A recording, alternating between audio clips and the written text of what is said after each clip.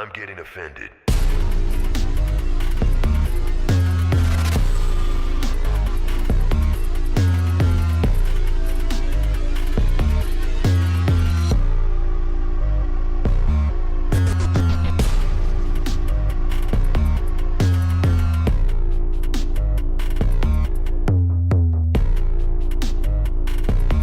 TGG. This was the phrase we thought of.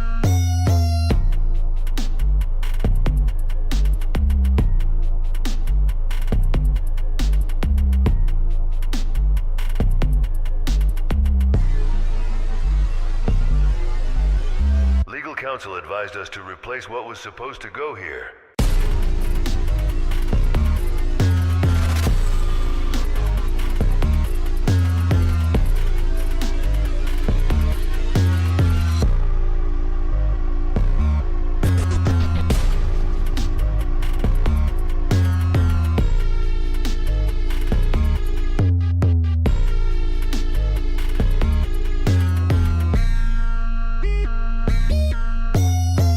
TGG. It isn't funny until someone gets hurt.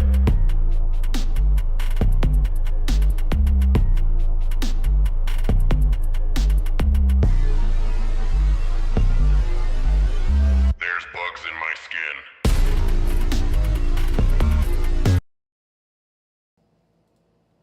Hello, hello. How's it going, everybody? It's me, your favorite son. Welcome to TGG. Your favorite everything, really. Yeah, it's Joining a one-stop me- shop. Yeah, You don't need all any in other one. podcast. This is the only one you need. Just And unsubscribe all- from the other ones. End all be all.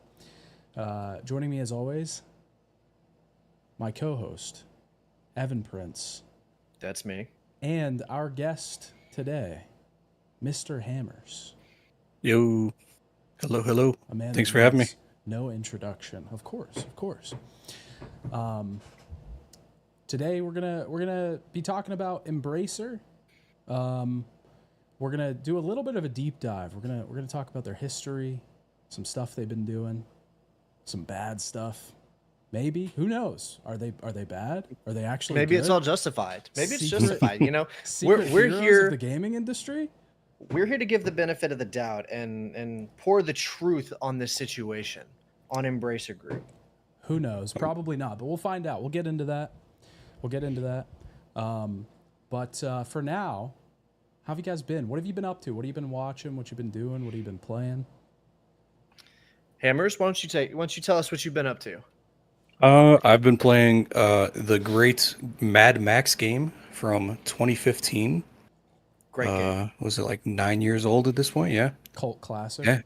Yeah. It's okay. It's a solid 7 out of 10. Those are I my would say. favorites. And yeah, 7 out of 10s are usually better than the 10 out of 10s. It's a great time. Correct me if I'm wrong, but that's better like now than people were saying at the time. Wasn't that game kind of shit on a little bit when it came out? So I think it didn't sell well. I don't know if it reviewed bad. It reviewed kind of middle of the road, but it didn't sell well. But it released on the same exact day as Metal Gear Solid 5. I remember that Oh. actually. And, I pre-ordered the Phantom Pain, and I remember Yeah. there was like this long line of people there to Yeah. pick up the Phantom Pain, and then there was one dude who got his copy of Mad Max and left. Yeah. It was really So- funny. That is great. Avalanche has said, the director of the game was like, that's what, put the nail in our coffin. And Warner Brothers shut them down. They had like a DLC fully completed, like ready to be released, and Warner Brothers said, nope, you're not doing anything. Damn, bet So Warner Brothers I made think them they got less screwed over. Yeah. that's tough. Warner Brothers is probably the reason they couldn't sell, because they launched on the same day as one of the most anticipated games Right. of that decade. Yeah. They tried not to. Avalanche tried not to, but Warner Brothers, like, we're doing it. Damn. So, That's kind of like. Did you guys see the Cyberpunk leaks that came out this week? No. No. What's up with that? Bunch of stuff leaked, like files for second expansion that they were going to do that was going to be set on the moon, like settlement or Yeah, whatever. they kept implying that all throughout the base game and Yeah. even in the anime. But it was a lot 100%. of stuff, and it seemed like it was kind of going to be their blood and wine for Cyberpunk. You know, like huge new area, a bunch of new quests, new storyline, things like that. Yeah. But it looks, I guess it's canceled because I think they said they were stopping development on 2077. So Damn. That's crazy because they're self-published. So, like, who's telling them to stop? They probably. I guess, I mean, it could be investors. Yeah, I guess that's true. Yeah. But like, it's kind of odd that they would do that, considering they did all this work to get the game kind of out of this this bad PR lens, and now it seems like everybody's kind of cooled on that, and the game is mostly fixed, and I don't know. It seems odd that they would not try to capitalize on that. It's Now really that you odd. mentioned that, I feel like CD Projekt Red is kind of they kind of have a habit of doing a lot of work to like build something and then abandon it. You know, kind of like how they spent like 5 years developing a video game engine only to make one game on it and then say, okay, we're using Unreal 5 from now on. Yeah. Which is what they did. They developed this huge groundbreaking engine, and then they made a giant game, which is basically it's half tech demo for the Red engine, if we're being honest. And then they said, okay, we're not going to use it anymore. We're going to switch to Unreal 5. Yeah. I think a lot of studios are doing that right now, though. Yeah, I wonder if they're just like, it's just the easier option to just go to It Unreal is. because Unreal's just got everything you need. And also, you know, because Unreal is free to download and it's really easy to access, a lot of employees that you want to hire will come already having some experience in Unreal, as opposed to having to learn how to work in your engine. Yeah. That's a good point. It makes a lot of sense swapping to Unreal 5, but like Yeah. further down the line, I can't imagine it's going to be a good thing to not have competition in the engine market. Yeah, for sure. And I mean, who do we have left? IdTech, Crytek. Yeah. Let's be honest. Unreal is Yeah. Okay. Well, why don't we dive into this Embracer thing? So I talked to you guys a little bit about this, but to the viewer. So if you aren't aware, this past week, I think it was early in the week, it was announced that Embracer Group had shut down. Was it Pieces Interactive? Is that what their name was? I don't recall. Pieces Interactive. They were the studio that did the recent Alone in the Dark remake. Damn. You know, Embracer's kind of been the boogeyman of gaming lately. You know, this Guy, big. here's news from 3 hours ago that says they reportedly canceled a new Red Faction game. So Oh, cool. add that to the list. Okay, so there you go Yeah. as well. Yeah, Red Faction fans, Embracer literally just canceled a new game. So Jeez, man. there you go. It just keeps getting worse. So if you don't know, they've been kind of in the public eye for a bit now. I think I had first heard of them a couple of years ago because they bought they bought the rights to a lot of series seemingly at once, and it looked like a lot of those series had new life breathed into them. Specifically Legacy of Kain, which was like my first big video, so that was, you know, like, holy shit, this is cool. And I love that series, so I wanted to see it come back. But Deus Ex, Tomb Raider, I believe, R.I.P. like a lot of stuff that they had the rights for. They bought a lot of studios and things like that, and were acquiring studios. And I think at that time everybody was, and actually no, this is true because I did some research. I went back and found if you go back and look about 2 years ago, the public perception to Embracer is a lot different than it is now. Like, you can find Reddit posts in the Deep Rock Galactic like subreddit where people are going, oh look, Embracer posted this, they really care about games, they care about gamers. The Deus Ex subreddit, Embracer posted this, they're great. Like, it is a valley between 2 years ago and now, obviously because of their actions. But it is just kind of odd to look back and see, like, wow, there was this positivity there when they started buying up these developers.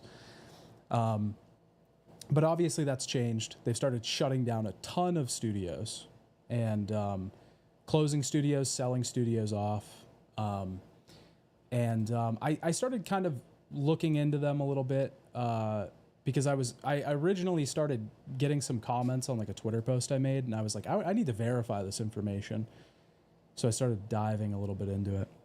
And I found some interesting things. So the first thing is that the whole reason these like sell-offs are happening is because Embracer was originally planning to be acquired by somebody else for $2 billion. So they were buying these studios in the hopes that they could, sell the company off, make a big check, right? And that deal fell through. We didn't know who did that, like who was planning to sell them or buy them for a while until I think a few months ago. It was this company called Savvy Games Group.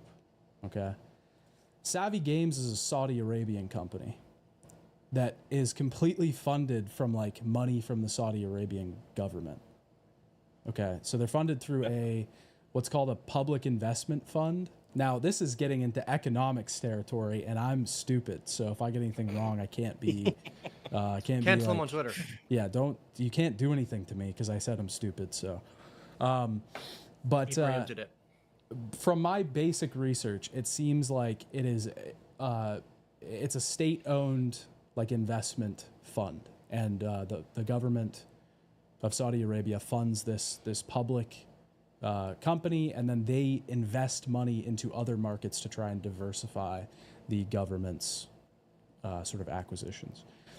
And their goal was to create jobs and make a bunch of money by like 2030, really push into the gaming market. So this company was actually started in 2021.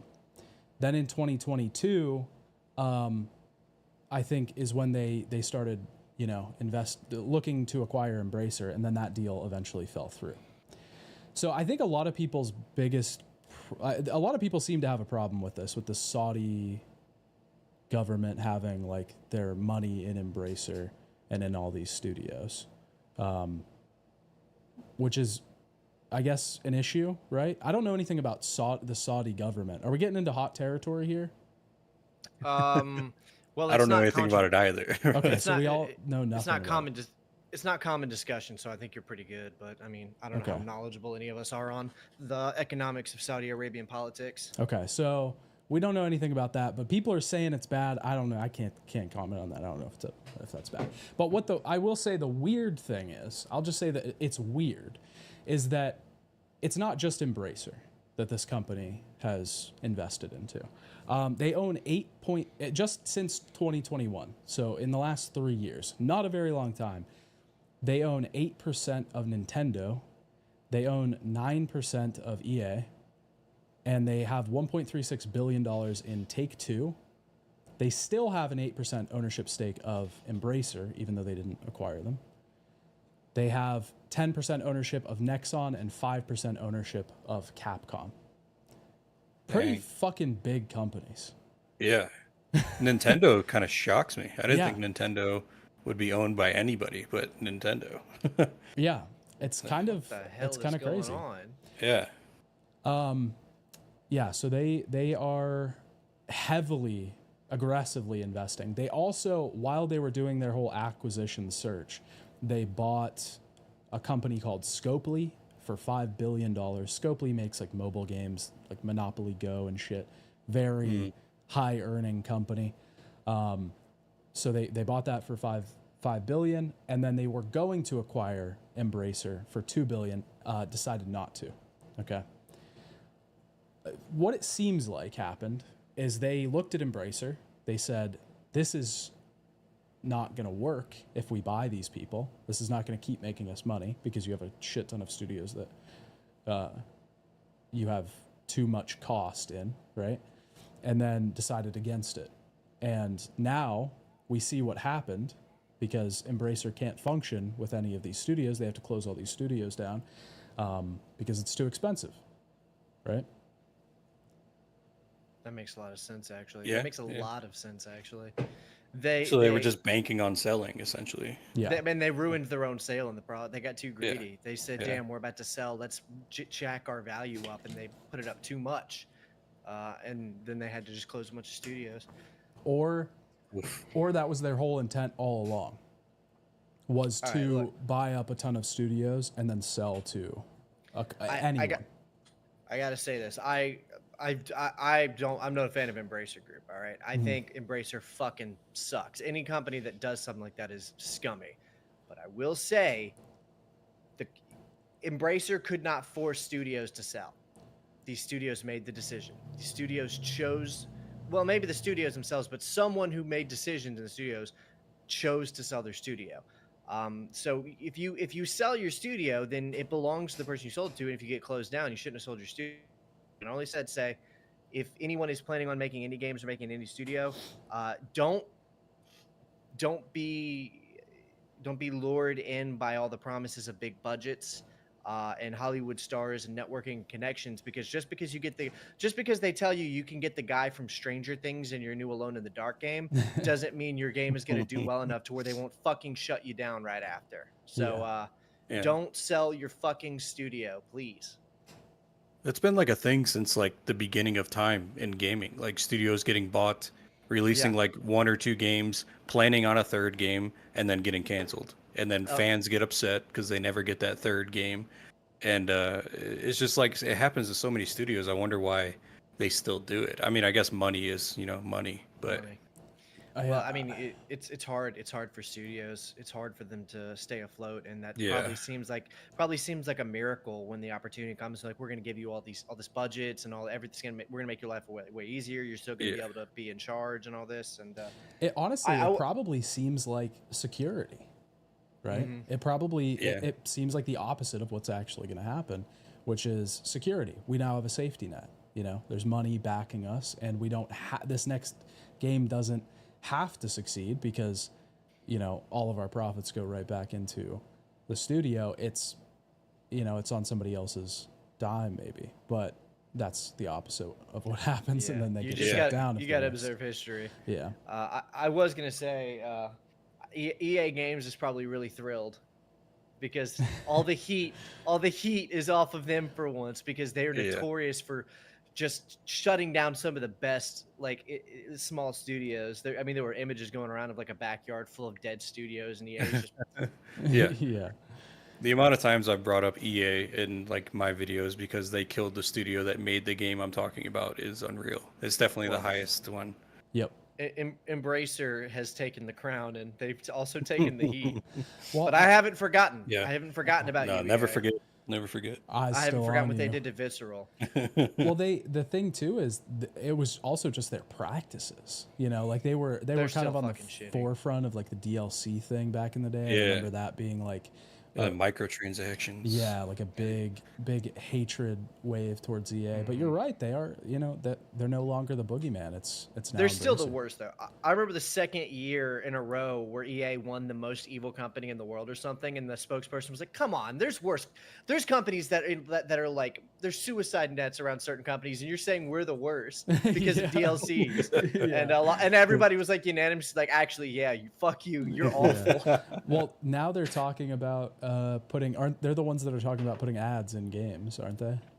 Yeah, I mean, Netflix is doing it. You already pay for Netflix, and you still have to watch ads, Hulu, all these streaming services. So they're like, shit, let's just put ads in games. Yep. In between Overwatch 2 matches, so you finish a match and then you get a 30-second ad while it before loads. You can pick your character for the next match. I used to tell people that I had this dystopian vision of the future where cars would be free, but when you got in, you'd have to watch a 30-second ad before you could turn your car on. So it's like, oh, you're probably not far off. It's like everybody gets free transportation. We'll give you a car, but you have to watch advertisements all fucking day. Yeah. Anytime you're about to turn your car on or off, you have to watch a 30-second ad. They have them at like gas pumps now. Have you seen that? Yeah. Fucking they're screaming at you about like a candy bar that you can buy or something while you're trying to pump your gas, and you're just like, shut the fuck up. Come in here and get this corn dog. It's literally the equivalent of an employee standing at the the precipice of the building and saying, "Hey, get in here, come on." Dude, I remember there was one time I was at a gas pump and I was in like a Discord group chat on my phone, and I was staring at this ad and I started screaming at the ad, and the people they were friends of mine, and the group chat made fun of me for weeks, saying I had a mental breakdown about a gas station pump advertisement. Because I was like ranting about like dystopia and the West and all this shit. Uh, Yo, Shredded Nerd in the chat. Shredded Good Nerds to in the have you. chat. Scott's Thinker said EA committed betrayal, the sin that Dante described as the 9th level of hell. The title for worst game company seems fitting for EA. That's a condemnation if I've ever seen one. Wasn't EA behind the Dante's Inferno game? Yes, they were. Well, they were. published it. Yeah. They sure did publish it. Yeah. To talk about the car thing too. There's actually I think it was Mercedes or maybe it was BMW or something. It was both of them. I know what you're talking about. You know what, with the seat cooling thing, like heated seats. Yeah. Yeah. It's like microtransactions for your car. Yeah, they basically they had a model of their vehicles that had heated seats or cooled seats, and then they got rid of it, and they said now you have to subscribe to a subscription service, and to get the heating or cooling feature. But they described, this was the scummiest thing I've ever seen from a company, was they described it as, actually, we're looking out for the consumer because you're going to save costs all of the months throughout the year when you don't need heated seats because it's not cold enough to get heated seats. So actually, we're passing the savings on to you. Right. Insane. Even though everything is already installed in the car. Yeah, you just can't. And you just have to pay this fee to use it. Yeah. Yeah. It's like Teslas. You have to like unlock the smart features or whatever that they offer. Yep. These, You have to pay these extra. people, these are the kind of people that would literally like rob you at gunpoint and say they helped you like fix your life. That's true. Yeah. I'm doing this for you. It's gaslighting. like, this is for your company gaslighting. You're right. You were gonna spend this money on McDonald's, man. I'm helping you out. This is for your benefit. Give me your wallet. Yeah. Okay, so the Embracer thing with the Savvy Games group, that's current day. I also went back. And researched the history of Embracer a little bit as well. I wanted to know who was behind this whole thing, you know? Turns out it's a guy.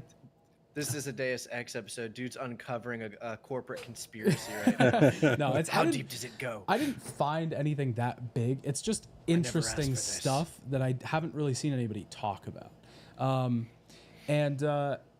So it turns out the guy that started or founded Embracer Group is the CEO, Lars Wingefore. And he has an interesting history because dude has been Sigma male grind setting since he was like 14. So when he was 14, he started a mail order comic books company. And he would send comic books to people, and then he eventually switched that to video games. He would buy used games and flip them and send them in the mail when he was like 16. He dropped out of high school because he was making $10 million a year. Damn. Yeah, selling used games, I would assume. But eventually this used game thing turned into Nordic Games.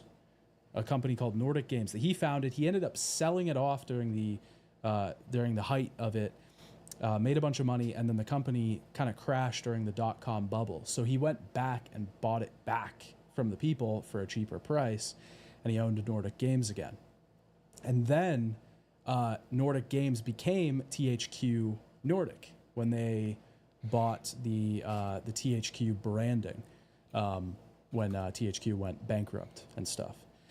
So he was sort of behind that, and that was one of the first companies that came into the fold with Embracer Group. If you notice, like Embracer Group still owns THQ Nordic. That's because that's Wingefore's company. And so then Embracer Group like started from there, and then they started acquiring all of these games. One of the weirdest things, I guess it's not really that weird, but it's kind of odd to go back and look at Lars Wingefore's interviews, because he either is like straight up lying or he puts on a really good face, because he talks a lot about how much he loves games and how much he's for the gamers or whatever. And so maybe it's just sort of like a thing to look back on and say like, wow, this is we should have known all along or something. But Nah, I'll tell you what I think it is. I think at one time he probably did really like video games. You know, if you're a teenager buying used games and like flipping them like that, he probably really did love video games. Like his whole life has been around them, but he probably got so caught up in the business and the game, as it were, of making money that it like corrupted him. yeah, And now he doesn't really even remember what it is to enjoy a video game. You either die a hero or you know the rest. well, I mean, if you make $10 million in high school, that's gonna change you. Yeah. That's formative years where you're just like, Bro, he put on the One Ring. which I mean, I'm not saying like, you know, if you made your money, it's your money, whatever. I don't care. It's not not hating him because he's rich, but it's like when you're 16 and you don't have to work at like a burger place or something, you know, to like get by and shit. There's to buy pizza a place in game, me. you know, like Yeah. I mean, being 16 and like having to, you know, work a Yeah. minimum wage job to like be able. The to game's buy like your food. whole paycheck. Yeah. Yeah. He's hitting up those Embrace of Shadows points about Wendigoon. He's like became a millionaire as a teenager. yeah. Yeah, Wendigoon. No, but it is weird. It's just it's odd. It's interesting, I think, to say the least. That because I also didn't know THQ Nordic was his company before, and I didn't know that he was so embroiled in sort of the start of this. Yeah, me either. That's crazy. I like a lot of stuff that THQ Nordic has worked on. Yeah. Some other interesting things that I found out when I was just going through the subsidiaries of, or the people that Embracer has acquired, who they own, all this stuff. Did you guys know they own limited run games? No. Yeah. I didn't know anything about limited run games till that, what was it, 2 weeks ago, whenever I was like, well, what's limited run games? Yeah. That's crazy. Yeah. I didn't even know what the hell it was. They own limited run games. They own Middle Earth Enterprises, which is like the Tolkien estate at this point. So basically the rights to everything like Tolkien. I don't know if it goes into movies or whatever the lines are there, but I know that they have the rights. Like gaming wise. Yeah, to make. Did they make the Gollum game? That terrible game. I don't. Probably signed off on it. Yeah. I think they signed off on it. I don't know what to what extent they have like what excuse me, like what money they make off the games, like what say they have in it or anything. It does say that they have the license for, or they licensed off the property to Daedalic for Lord of the Rings Gollum. Oh, okay. So yeah, it looks like they just control they licensed it off for even Wizards of the Coast doing Magic the Gathering's like collaboration last year. Damn, so they it got their looks hands like, in everything. Yeah, it looks like they just control the entirety of Tolkien stuff. Yeah. But I mean, obviously they own people like Crystal Dynamics and Aspire and, you know, all the big names that we know. But I don't know if anybody saw this news, but I'll put it here as kind of like a capstone on the whole thing, is that they announced in April, because I didn't really see this either, but they announced in April that they're gonna split into 3 companies now, which I think this is kind of the worst part of the whole thing. They're gonna split into 3 companies that are gonna be separately publicly traded on stock markets. I think all of the names are like placeholder names for now, so you might see these names appear a little bit differently when this does happen, which is supposed to happen in 2025 and 2026. Middle Earth Enterprises and Friends, which is going to be the obviously the Tolkien estate, like games stuff. Eidos Montreal, Crystal Dynamics, Play On, Free Mode, all that stuff. They're then going to split off into Asmodee Group as well, which is their like board and card games makers, and then Coffee Stain and Friends, which is their like indie games publishers. Coffee Stain, THQ Nordic, Tuxedo Labs, all that stuff. In my opinion, this is to take the heat off, because you can't do anything Embracer related right now. Everybody probably fucking hates Embracer. It's probably also to keep the government from coming in and breaking them up as a monopoly. That could be. Which the government has done before. Granted, it's been a long time, but they have done that before. Yeah. So the reason I think this is so bad is because I don't think many people are going to know this. And I think they're just going to see that, oh, a game was published by Middle Earth Enterprises and Friends or one of their publishers.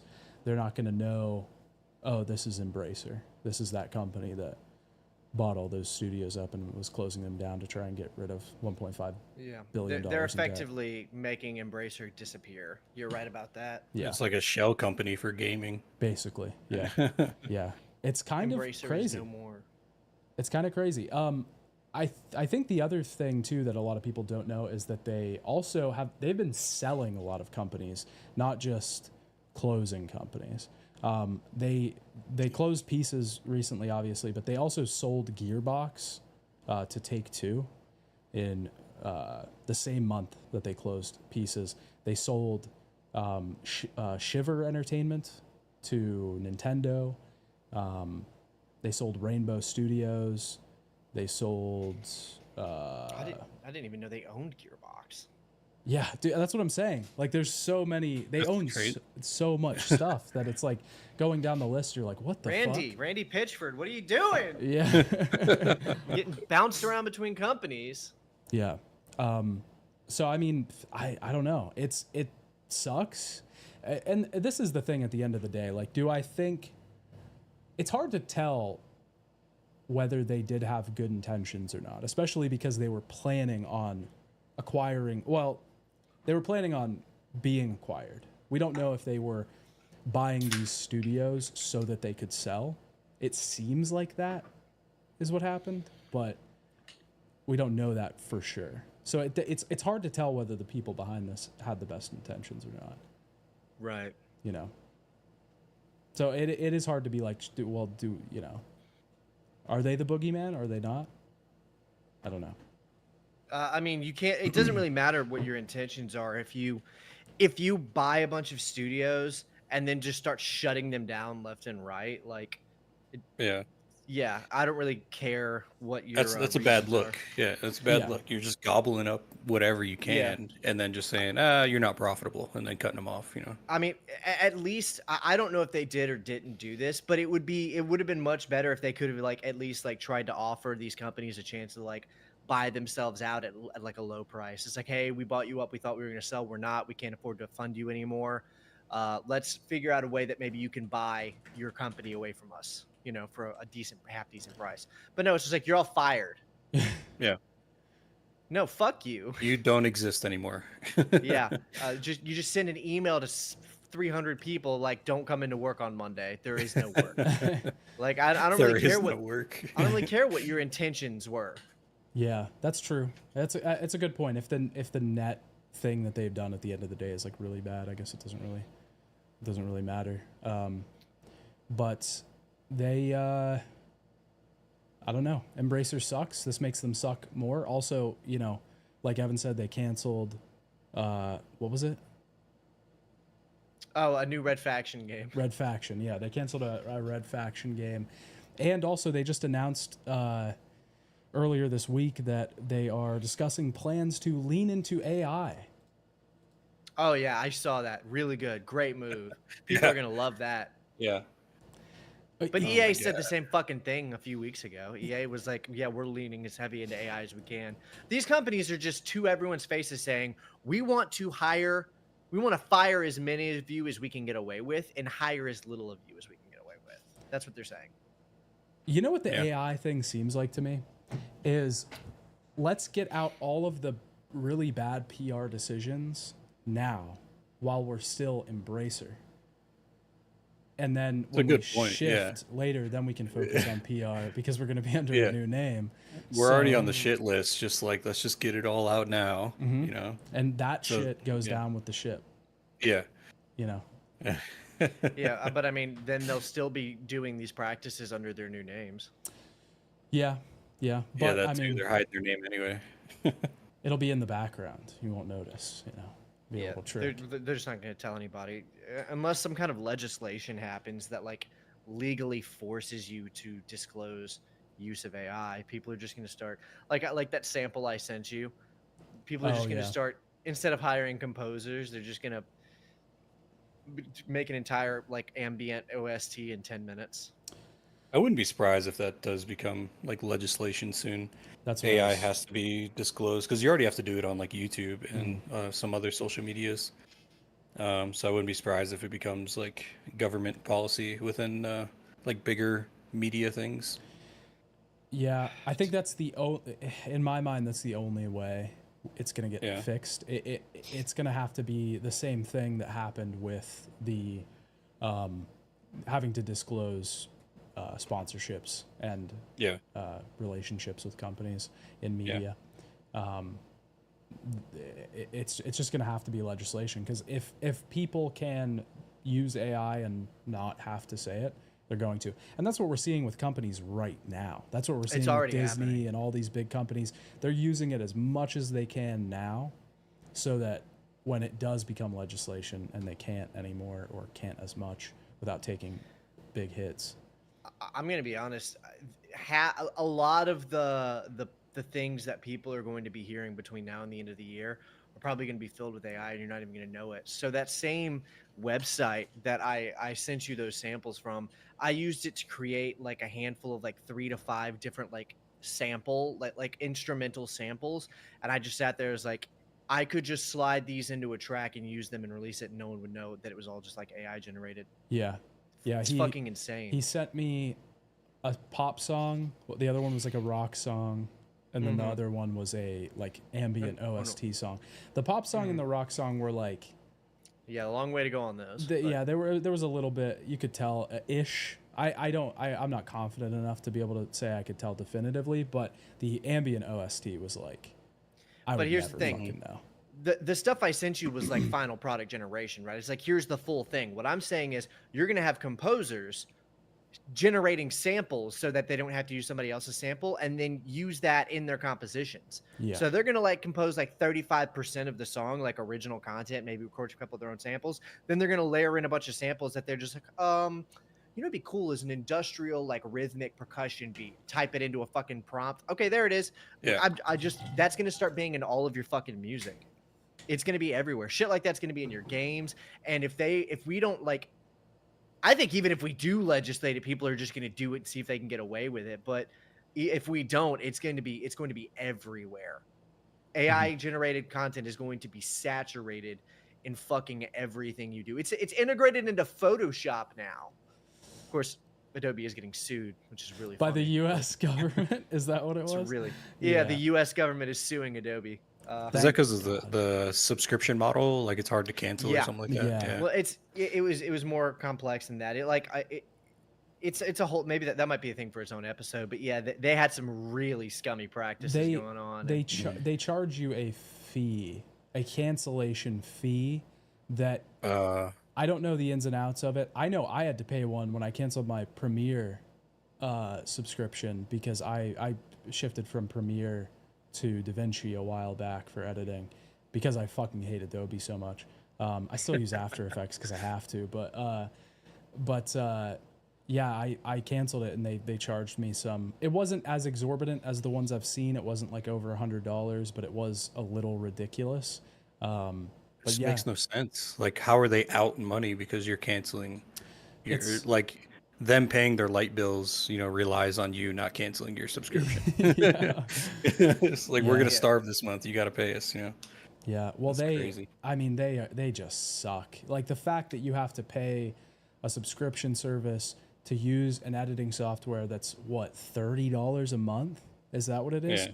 Something like that is insane, when DaVinci exists and it's free, and if you want to buy the full version to get access to like one specialized module that like I don't ever use, and I don't think a ton of people do, it's like $200 flat rate fee, and then you're done, which you run out the. And I mean, of course, you can. That's how Adobe products used to be. You used to be able to just buy them outright and own them. Yeah. Everything is subscription service now. Yeah. Combat's piracy, I guess. The website that I was using to try to figure out how fucked we are with this AI generation thing has a subscription service that, I mean, it has a free option, which is what I was using. I'm not giving them a dime, but the AI generation stuff has a subscription service now. It was like we'll give you 5 free like renders of what you're asking for, but if you want more, you got to pay or something like that. It's 10 free per day on that website, and then you have to pay for more. Which fuck that, I'm not giving them a cent. Yeah, that's like Luma, that new tool that just came out like this week. Luma Wonder Lab or something, I think it's called. It generates like AI videos from a text prompt. It's the worst. It's terrible. It doesn't. It's for junk. now. I mean, yeah, for now, but you can also put like input images and it'll make a video from the image. Yeah, people have been using it on memes like nonstop all week. Yeah, changing the timeline with memes. Yeah. Although I think there was one. It wasn't AI. I think Dream really did this, where Dream like made it as if it was one of those, and they came running in, like pulled him out to keep him from doing his face reveal. Yeah, I saw that. I think that was real though. I think that was a skit he did. That didn't look like the other ones. I thought it was too, because I was like, there's no way. That was, the other ones are terrible. I had an idea for a tweet and I put like a bunch of effort into it and then I never tweeted it. I do this all the time. I do too. Like I don't tweet ever, but I will like come up with an idea for a tweet and then like think about it for like way too long and then I'm like, I can't. This is stupid. And then I've done that. I've deleted many. But I was gonna do, because I saw a lot of threads when that tool came out that were like, this tool just released. Here's 5 examples of the most impressive things it can generate, and then it's like, the prompt is a lady sitting on a house in the mountains or something, and then it generates that. But I was gonna do a thing where it was like I was gonna copy that tweet like word for word, and then like it was gonna be all like really weirdly like Gary Busey themed prompts. Like the first one was like Gary Busey sitting on a mountain like with a Nicaraguan flag in his hand or something. And I made all of these. Like there was one where he's like eating at the Seinfeld diner and stuff. But like even simple stuff like the flag, it got wrong. It was like a different flag. It wasn't the right colors. It wasn't anything like. But I was gonna like criticize it every single time, like it's the wrong flag and it doesn't look like Gary Busey and all this stuff. But I decided not to do it. We'll give it 3 years. Yeah, it'll be good soon, And that's a problem. I could finally get Sora and Snake from Metal Gear shaking hands at the end of a long battle. We'll all be in the fields soon enough, fellas. Yeah. I don't know. I feel like we talk about this a lot. What's your opinion on this, Mr. Hammers? Do you think this is real? Do you think we're all going to be non-YouTubers and factory workers? Yeah. I think YouTube is going to be way different in a few years. It's already super different now. Do you guys use shorts? Like, do you scroll through shorts? I do. It's like I feel like every other short is some AI voiceover and some like auto-filled images as they're like saying some random Reddit post that they found or something. Yep. Like, so I feel like content Make a lot like of money that, from it, there's going to be so much more of. And then now there's like channels that are like, I made $10,000 a day uploading like AI shorts or something like that. And it's like people are learning how to do it from these people. And I don't know. I think on social media, it's going to be a big problem. I think in real world applications, it's going to get shut down pretty quick.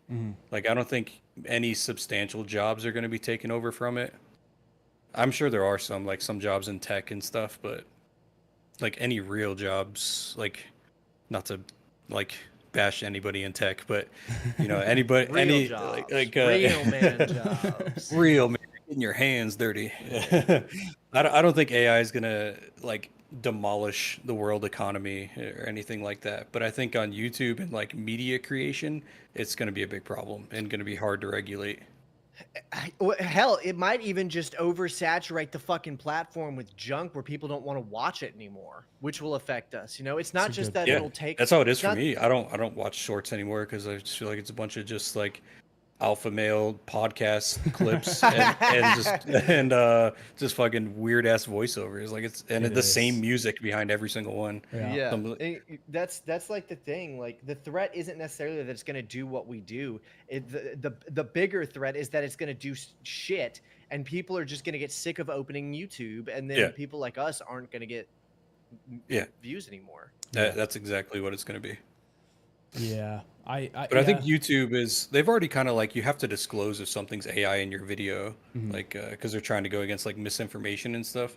But I I think feel they are. like they're gonna like regulate like full AI content because it's just no effort and it's just it's adding nothing, but Yeah. it's gonna get views either way because they can upload 100 videos in an hour. Like it's just gonna over flood the channel. I think I'm a, I think that's a good point, and I think it'll have to happen before they take any action against it, because mm, there'll have to be like a negative to allowing it on the platform Yeah, before they go, no, we can't have it. Because if it does start to like saturate the market and they see a noticeable drop in retention or yeah. views or something like that, then they'll be like, okay, now we got to control this. But mm, until then, that saturation phase is gonna suck. I Adpocalypse too. yeah. I think people need to very quickly kind of pick a side. If you're pro like all in on AI, or if you just don't want to fuck with it at all, so to speak. Because I mean, using it in little ways, I think it doesn't really matter. You know, if you're using it to like touch up an image and like increase its resolution or its fidelity or whatever, that's one thing. Because I know YouTubers who do that. They take an image that there isn't a higher quality version, and they kind of like AI upscale it. That's fine. But I Yeah. mean, like people who are doing this like full AI generation shit, like Yeah, if you're gonna that's where be the against problem that, is. yeah, if you're Yeah. gonna be against that as a content creator, it would be wise to just go all in on being like, no, my shit is like, you're not gonna see that kind of AI use, you know? Well, I think it's a valuable tool, like to yes. have. Like the only one I've used is like Chat GPT, and I use it to brainstorm sometimes. Mhm. And because I've been starting up like a second project, so I'm like, I'm thinking of doing a thing on this. Like, what are some other related things to this? And it just like it helps you research more Hmm. effectively. But like, you can't get your full idea from it. Like, Yeah, I don't know. I think it's a there valuable tool. it has uses. There's an AI tool that I use that you put in the title of your YouTube video, and it will auto generate your tags for you with the most SEO valuable tags for your video. Mhm. So I use Okay. that. Yeah. But I don't think it should be. I'm saying if you're a content creator, you should probably start telling people it's like the content won't be AI created. You Right. know, Yeah. the logistical stuff, that should be the point of AI. That is what Right. it should be doing.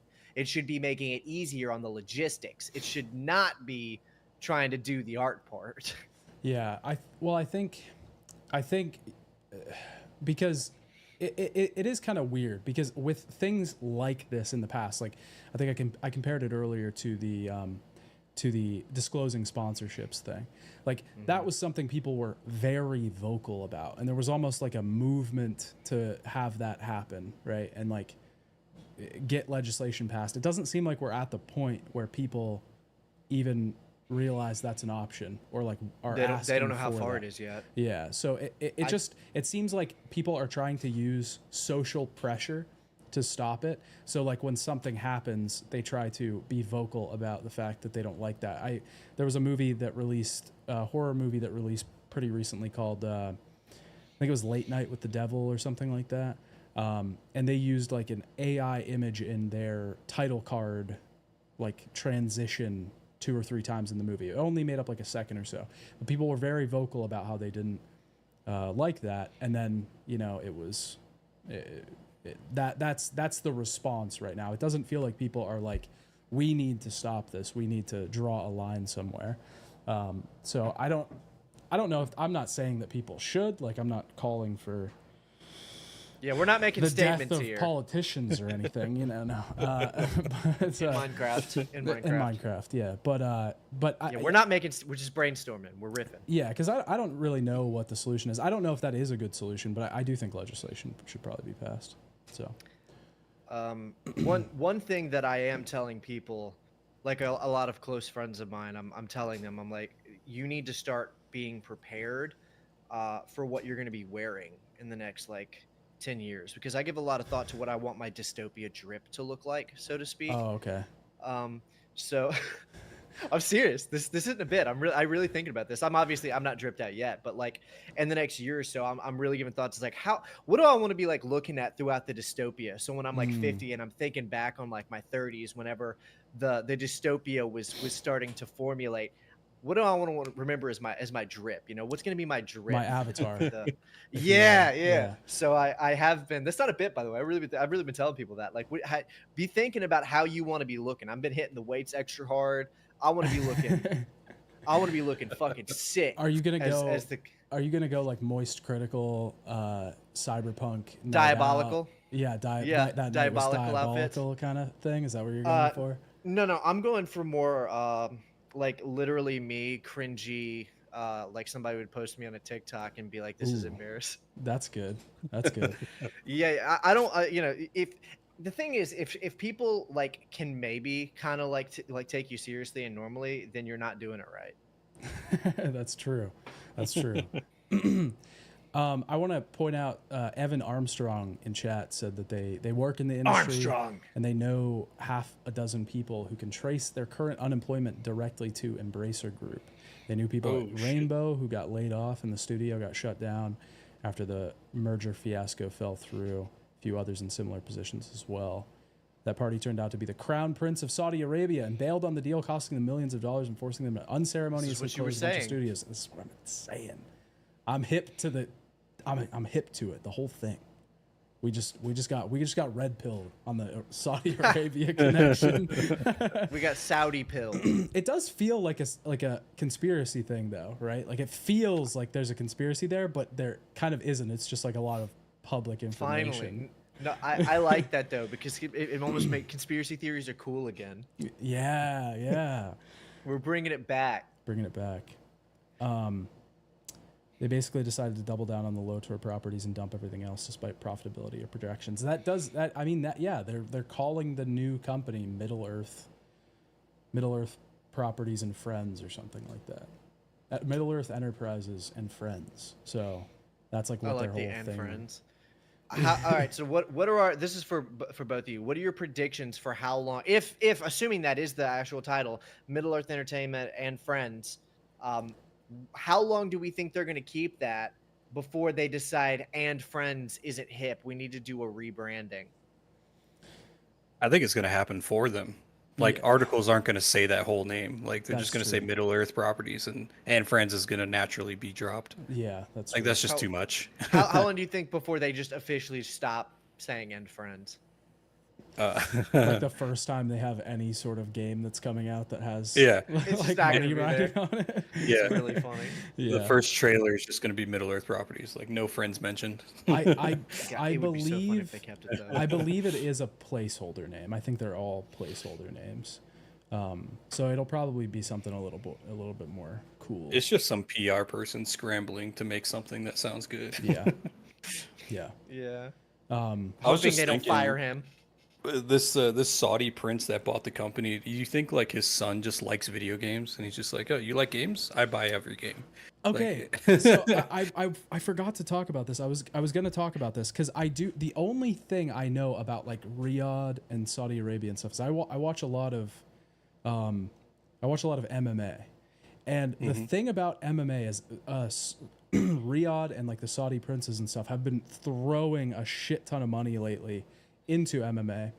They started doing UFC events over in Saudi Arabia. Yeah, I heard something about that. Yeah, they have Apex events not Apex events. They have fight nights in Riyadh now, and they're planning to do a lot more because the Saudis are throwing so much money at them, and they do a lot of grappling stuff over there as well. And the thing is, the grappling tournaments and all that shit doesn't make any fucking money.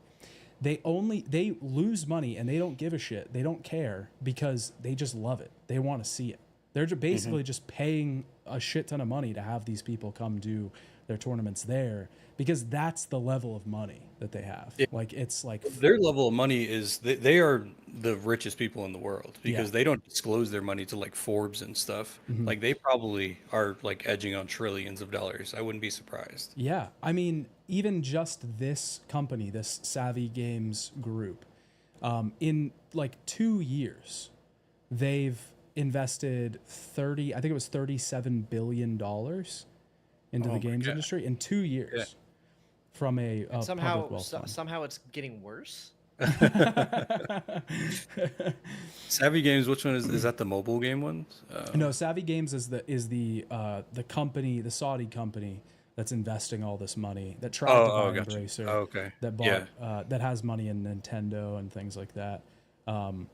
So 30 billion. Yeah. That is unfathomable. it's an That actually insane amount is. of money. It's an insane If- amount of money. I sat down one night and tried to really consider and wrap my head around how much $1 trillion is, like what that number looks like in billions and then in millions, and it actually is pretty much unfathomable. I feel like $1 billion is unfathomable. Like, I mean, and the fact that realistically, it is. people have hundreds of billions is insane. Well, I mean, they don't have that much cash liquid, but like, got a lot of oil. yeah. have you guys seen that video? It's from forever ago. It was like a video of Wreckful. He was like a streamer back in the day, and he did like a thing where he took like he took Notepad out and put like put 100,000, like to put 100,000 and copied it as much times as like to create $1 billion. Yeah, And then I think. Yeah, and then he just like scrolls through it, and then he's like, "Oh, you want like the best Lamborghini?" And then he just like deletes 100,000, and he's like, "Oh, you can't even see it. It's gone. It doesn't matter. It's literally just lost in a sea of money." So yeah, it's fucking it's an unfathomable amount of money. It's insane. I mean, the amount of money that that Savvy has put into the market already. They could buy Bandai Namco, which just assuming that they would sell for their market cap, is a roundabout estimate or whatever. They could buy Bandai Namco, and they could buy fucking Roblox, which are like the two biggest gaming companies, or two of the biggest gaming companies, like in the top 10. They could just buy them outright. They could buy EA with 37 billion, and that's just what they've invested so far. But they want to see crazy. grappling. They want to see grappling. Want to see you wrestle. Grappling. It's fucking awesome. That's why. Maybe if Western companies would make better games, they could get bought by one of these companies. Well, that's what I'm thinking is That's gonna be the new goal. Yeah. maybe Savvy becomes the new Embracer. Maybe all this Saudi money takes over the gaming industry, because they said their initiative was to create 39,000 jobs, establish 250 gaming companies, and contribute 50 billion riyals to the Saudi GDP, fostering economic diversification and growth. Yeah, they're trying to get a bunch of money together so they can build that hellscape wall city. Have you seen that? No.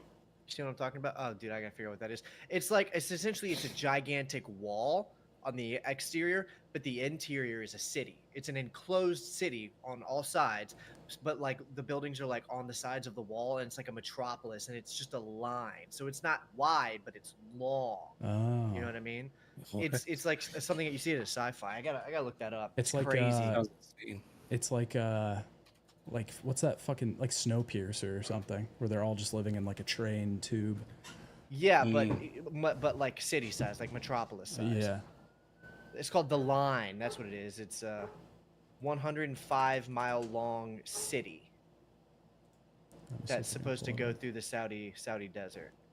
Oh, okay. They say that it's only going to be 200 meters wide. It will rise 500 meters above sea level, which is higher than the Empire State Building. And residents will be able to run errands with a 5-minute walk. No cars, no roads. High-speed railway will carry people from end to end in 20 minutes, and it will cost hundreds of billions of dollars to build. I guess it's supposed to look like this. What the fuck? It looks like the seawall from Blade Runner. Yeah, but the city is inside of that, so Yeah. there's nothing on the outside or on the top. The city, but it's a giant metropolis city with skyscrapers and stuff. Damn. This is real. This is in pre-production. They're actively preparing to build this. Holy crap. That's insane. I'm telling you, think about your dystopia I mean, it's drip. not really that Really be thinking about surprising. it. Isn't Abu Dhabi completely manufactured? It's like this oasis in the middle of the desert. Yeah. Yeah, I think so. Yeah. Yeah. They built the land that everything was like built on the skyscrapers and stuff. Like if you look at an aerial view of it, like it's insane.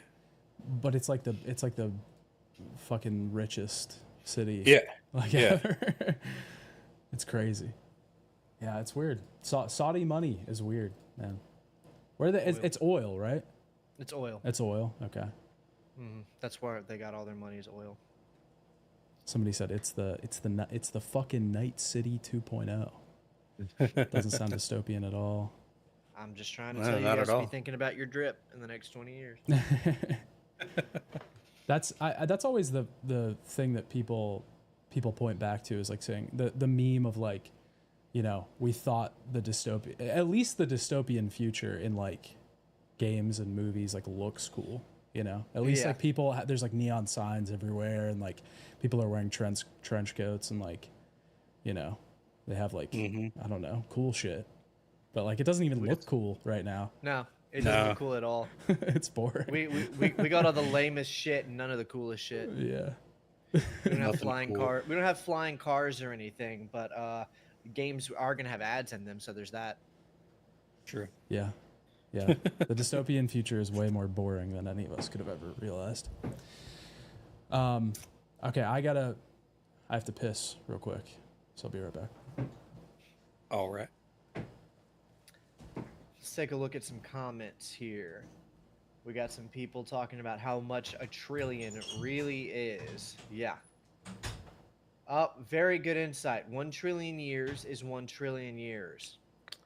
Damn. That's facts. That's That's- facts. I mean, you're not wrong. not wrong That's at all. 100% correct. Saudi has never come through with their mega projects. That's kind of true too, but we'll see. The fact that they're sitting around talking about it and they have the money to potentially pull it off, you never know. Yeah. The Saudis diversify their assets in high tech and whatnot for years now. If you have insane amount of money, that's the place to wash or do almost whatever you like. Yeah, there's a lot of sketchy stuff going on in tech, but I mean, it is what it is, you know.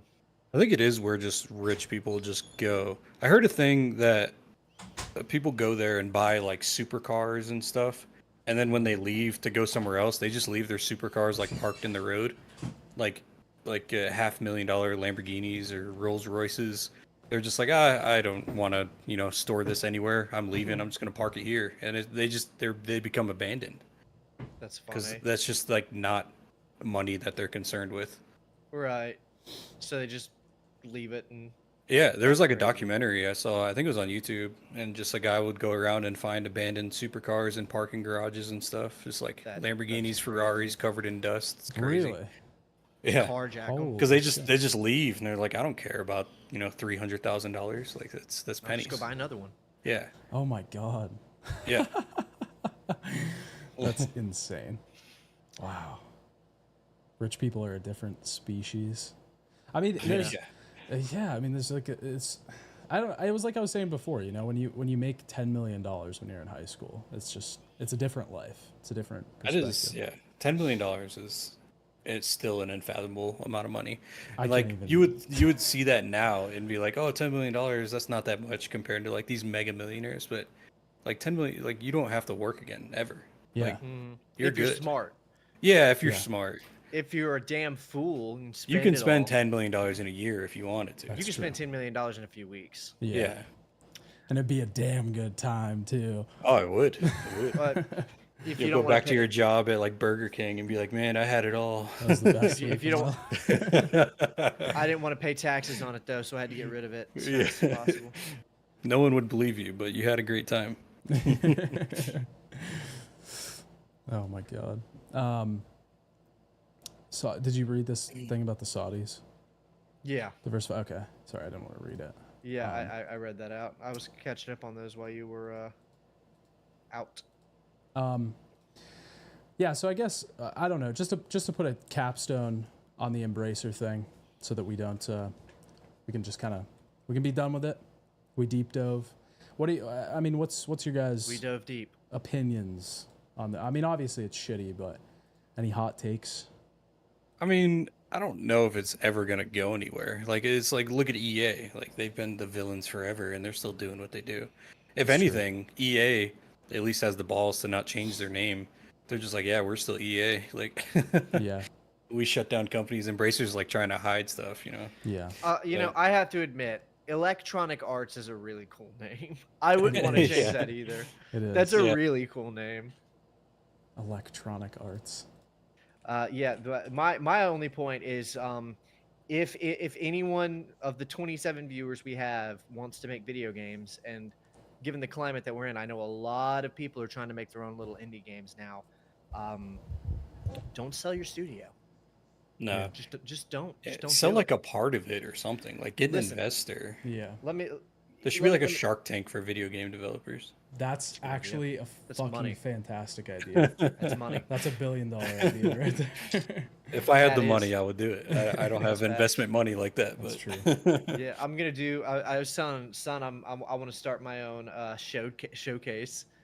Yeah. Whenever they're doing all their live stream showcases, where I just showcase like cool indie games that you should be playing instead of the slop. Edgy game showcase. Edgy Yeah. game showcase, yeah. Yeah. One of the things. So this was when I was a little bit younger, in my early 20s. I was in a band. I was in a metalcore band, and we were always like back and forth on if we were ever wanted to try to like get on a record label or anything. And I did a bunch of research into it. One of the things I found out is record labels are not. They won't even look at you until you have a certain amount of online listens. Like you have to have a certain amount of monthly listeners on Spotify. You have to have a certain amount of followers on social media. You have to have a certain amount of like money that you can prove you're making a merch before even a mid-level record label will pick you up. And I remember thinking to myself, well, if I already had that, why would I need you? Yeah. And then it dawned on me, oh, they're just predators. Yeah. Record labels are Yeah. predators. They want to scoop in when you're on already doing it. You're already doing it. If you just keep doing it for another year or two, you'll get to where you need to without them. They want to scoop in, tell you that they'll double it in a shorter amount of time, and then just take all your profit. yeah, but then they own you. Yeah. But then Like, they it's- own you, and they own it's your some- brand, Yeah. and yeah, you're screwed. So you know, whether it's music or games, before they'll even look at you, if they're willing to buy you, you've got potential Mhm. because they want your profit. And if you've got potential, you don't need them. Yeah. Whatever it is they could give you, you can get if you just keep working for another year or two. It'll take longer, but at least you won't get shut down. So my last point on the Embracer Group, kept ending it off. Don't sell your brand. Don't sell your shit. Yeah. I mean, even just Yeah. look at like Animal Well was a good kind of a good example of like a good way to do publishing. Like they published or Big Mode, which was like Donkey's publishing studio, published Animal Mhm. Well. And that was like Billy Basso's first solo game. I mean, he had worked at companies before, but that was his first solo game. It wasn't like they were trying to get in on something that was already successful. It was like, he got that funding to get that extra time to complete it. And they marketed that game extremely well, and it did very well. And, it's probably better for that. Whereas, I mean, even fucking the CD Projekt is a great example. Like they're still self-publishing. Obviously, they were doing other shit before that, so they had the money to do that. But there's ways Yeah. around it. There's successful avenues now to be able to do that kind of stuff without taking. It's rare because I think they do want like the high sales. They want the budget to do bigger and better things, and having a publisher is the easiest way to do that. But isn't the guy who made Stardew Valley still independent? Like just one yeah, dude? Yeah. And then he's making a second game, but he like posts on Twitter. He's like, I got to pause on this second game because I got to do a patch for Stardew because he's working alone. Yeah. And it's like that's the downside of it. This game's taking him like 8 years to make, Yeah. but it's gonna sell well. Like he's gonna release it. It's gonna be good because he put time into everything. But Yeah. I think that's the downside to it. Yeah. Well, I at think- least he can still make it. The guys who made the Yeah. Alone in the Dark game, they got their celebrity, they got their funding, then they got shut down. That's true. Yeah. Well, Yeah. one success, I guess, not necessarily success story, but a story I saw recently where somebody came out pretty good on the other end was Toys for Bob. Did you guys see what happened to them? No. They got acquired by Activision Toys for Bob made. I think their most successful thing was probably Skylanders, but they also made the. They ended up working on like the Crash Bandicoot remakes and the Spyro remakes and stuff like that. And then they let them make a Crash Bandicoot 4, and then they basically then sent them to the Call of Duty mines after that. And Crash remakes were really good I though. don't feel like Call of Duty is like just where you get like sent to as a developer when they have nothing else for you to do. It's the Like, fucking don't wanna shut punishment you down. zone. It's like you were bad. Go to the gulag. Yeah. Yeah, but yeah, they got sent to do that, and then I think Activision either got rid of them or I think they shuttered them is what happened, and whatever went down, I don't know if they bought out the rights to their own studio or whatever, but they ended up going indie, and they separated, they parted ways after they got shuttered, and they're fully in control of themselves now as of like last month. They may have just had a contract. Some studios, they don't sell themselves. They just like Bungie signed a long contract with Activision, but they were never owned by Activision. So when their contract expired, now Bungie went independent for a short while, and then I don't know if they got bought out or if they're contracted by someone else now. Yeah. I don't remember how that worked. I mean, that's the way to do it. Make some money under a big publisher, get your name out there, but then still, survive. But that's not a deal publishers will often give you. Bungie got Yeah. that deal because they made Halo and people were desperate to work with them. Yeah, that's true. Yeah, that's a rare. You got to be. Most- I mean, guys. if you go back Most to like publishers are going to tell you they're not interested in that. They either want your studio or buy. yeah, if you go compare it like the music comparison you were doing, like if you got enough of a presence and the label really wants you, like you made a couple viral hits or something, you can probably have some more arguing, some more negotiation. Maybe it doesn't translate over to gaming. I don't know. I'm sure it would. Business is business. This Kotaku article is basically what you're talking about, by the way. Let me check this out with some receipts. Oh, Metal Welder in the comments. Thanks, man. I haven't been reading the comments, but he said MrHammers is underrated. So underrated. Yeah, Oh, yeah. and Scott Thinker said that you've made some videos that he liked earlier too. Oh shit! Dang, those are old school videos. Plague Tale and Batman Arkham. Thank you. I liked. Yeah. I didn't play I didn't finish the second Plague Tale, but I liked the first one. I haven't played the second one either, actually. Did you I like was- the first one? Oh yeah, I thought it was great. I thought that's back when I was really into like narrative games, like more narrative focused games. Yeah, Now I feel like some of them are a little pretentious. I don't get into them a lot, for but sure. but I thought Plague Tale was really good. There's like a direct pipeline from like Last of Us to like mid PS2 games. Like you're like God of War is really cool. The new God of War Yeah. is really cool, and then all of a sudden, like 5 years later, you're like, you ever heard of this obscure? Yeah. I think there's something about that though, where like those games just kind of fucking, I don't know, they drain on you after a while. Which Yeah.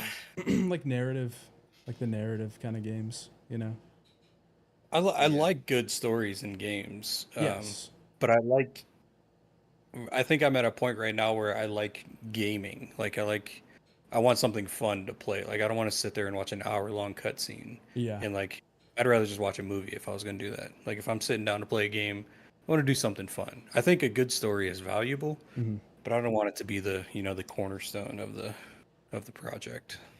I think it'd be less grating if all these story games weren't like trying to emulate Oscar bait. You know what I mean? Yeah.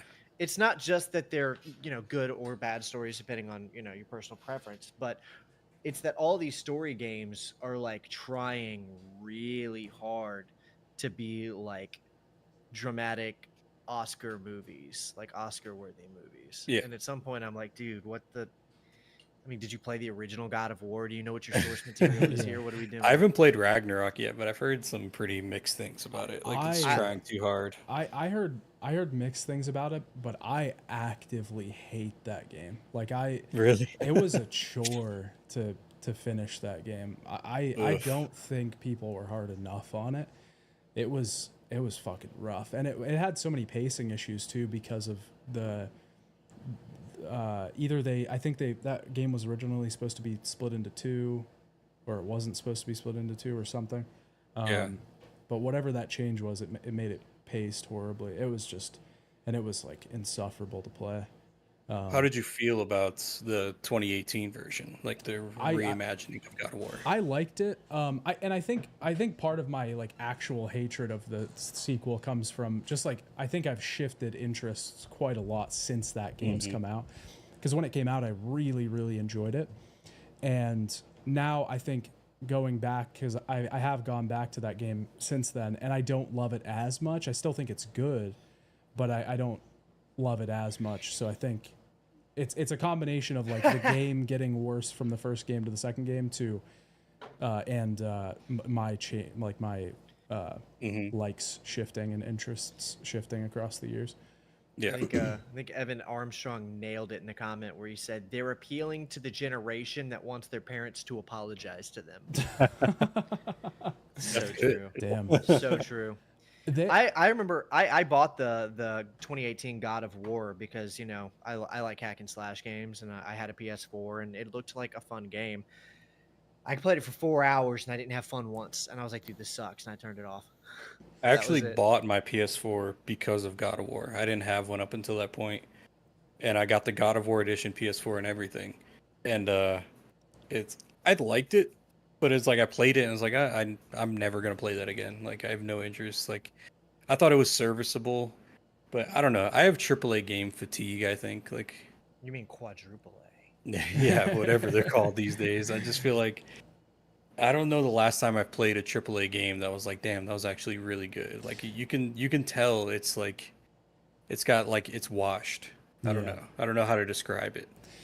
Yeah, I think a lot of people have been feeling that lately, and I that's kind of what, you know, one of the videos I've been working on lately is kind of about, and why I think people should gravitate more towards indie games. But on the subject of the whole like story game thing or games trying to be movies, this is why I say I've said it before, I'll say it again.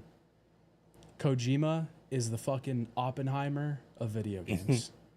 Yeah. He created a monster that he could not control, and he probably feels great shame for it now.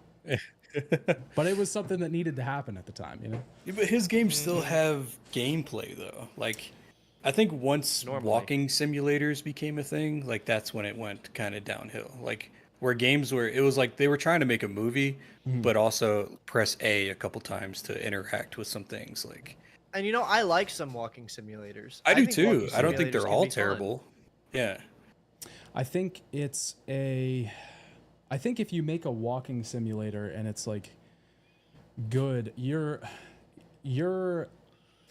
because you're taking away so much of the gameplay, you have to ensure that every single other part of it is as engaging as it possibly can be, as polished as it possibly can be, and going for like the exact tone and atmosphere that you want. Like you have to fucking nail it on every other part because you're taking a core pillar of the medium away. Yeah. And normally they don't, because normally the walking simulator is like you get halfway through and it's like, oh, it's an allegory for trauma. And Yeah. it's all of them. They're all Well, that's what when I allegories. was like saying like a lot of them are pretentious. Like it's just Yeah, like, oh, that's- come on, man. It's like the first few times, I'm sure people were like, oh wow, you know, that's Yeah. powerful. Then the 16th time you see the same, it's an allegory for trauma storyline, you're like, come on. Yeah. Well, I think it also plagued YouTube because then there was like a million video essays about every walking simulator. Like, Yeah. this is why this game is deeper than you think. It's like, no, we all know why it was deep, man. Like, that was the point of the game. I think it's bad when I'm on this side. I shouldn't be on this side. I love artsy fartsy shit.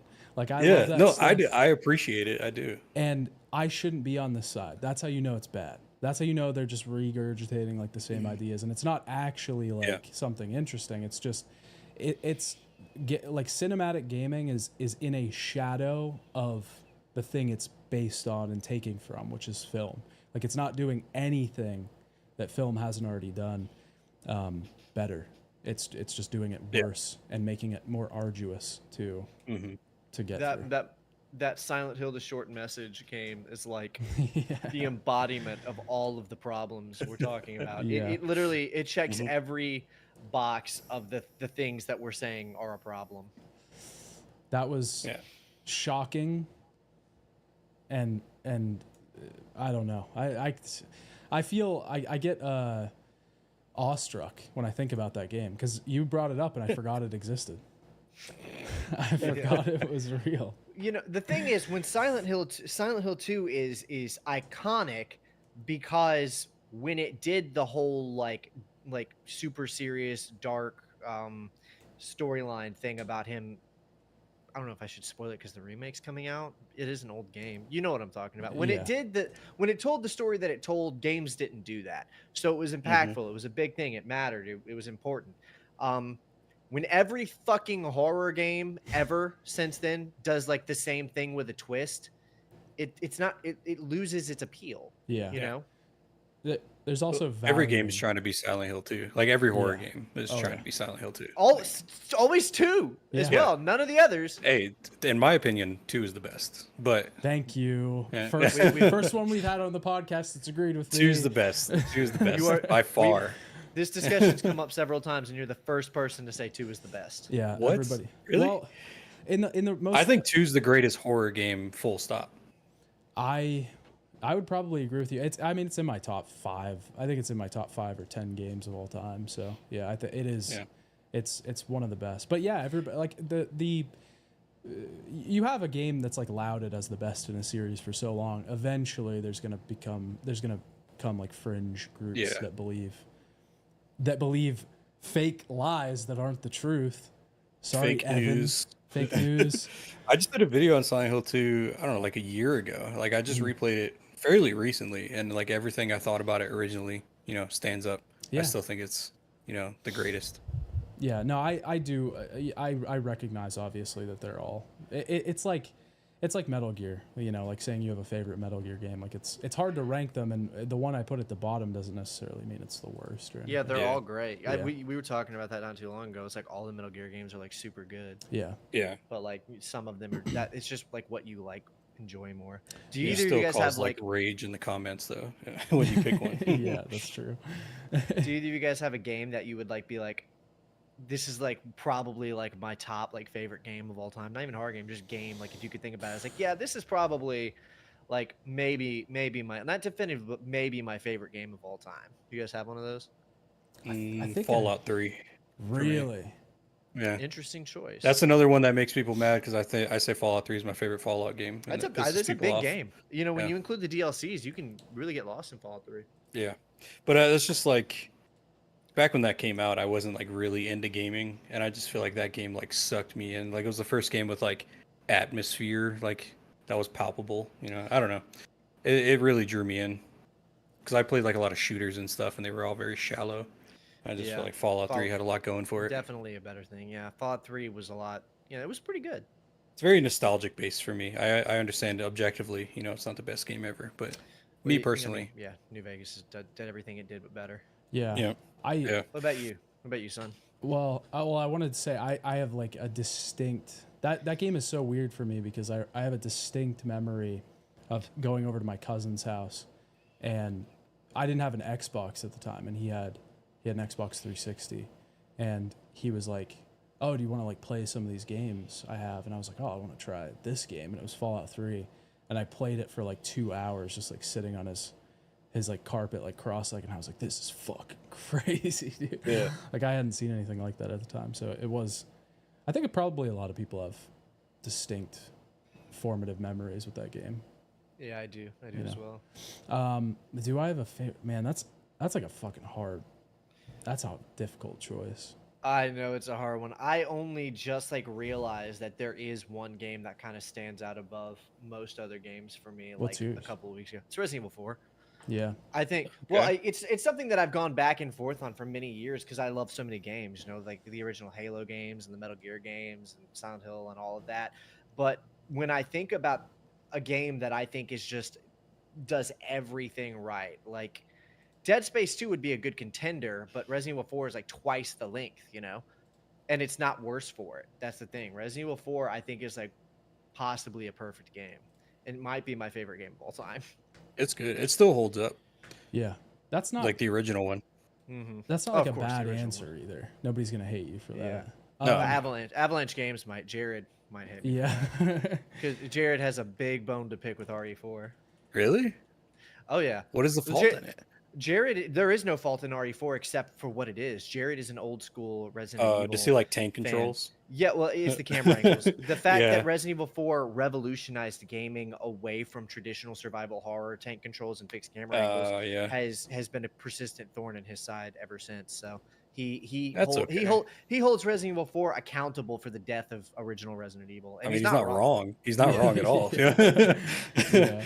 I don't think it's a Has a fault point. though. Like I don't like tank controls. Like I'd rather Yeah. play Resident Evil 4 any day. But Man, I think I see at the end of the day, like I think it would have to be for me Goodbye Volcano High.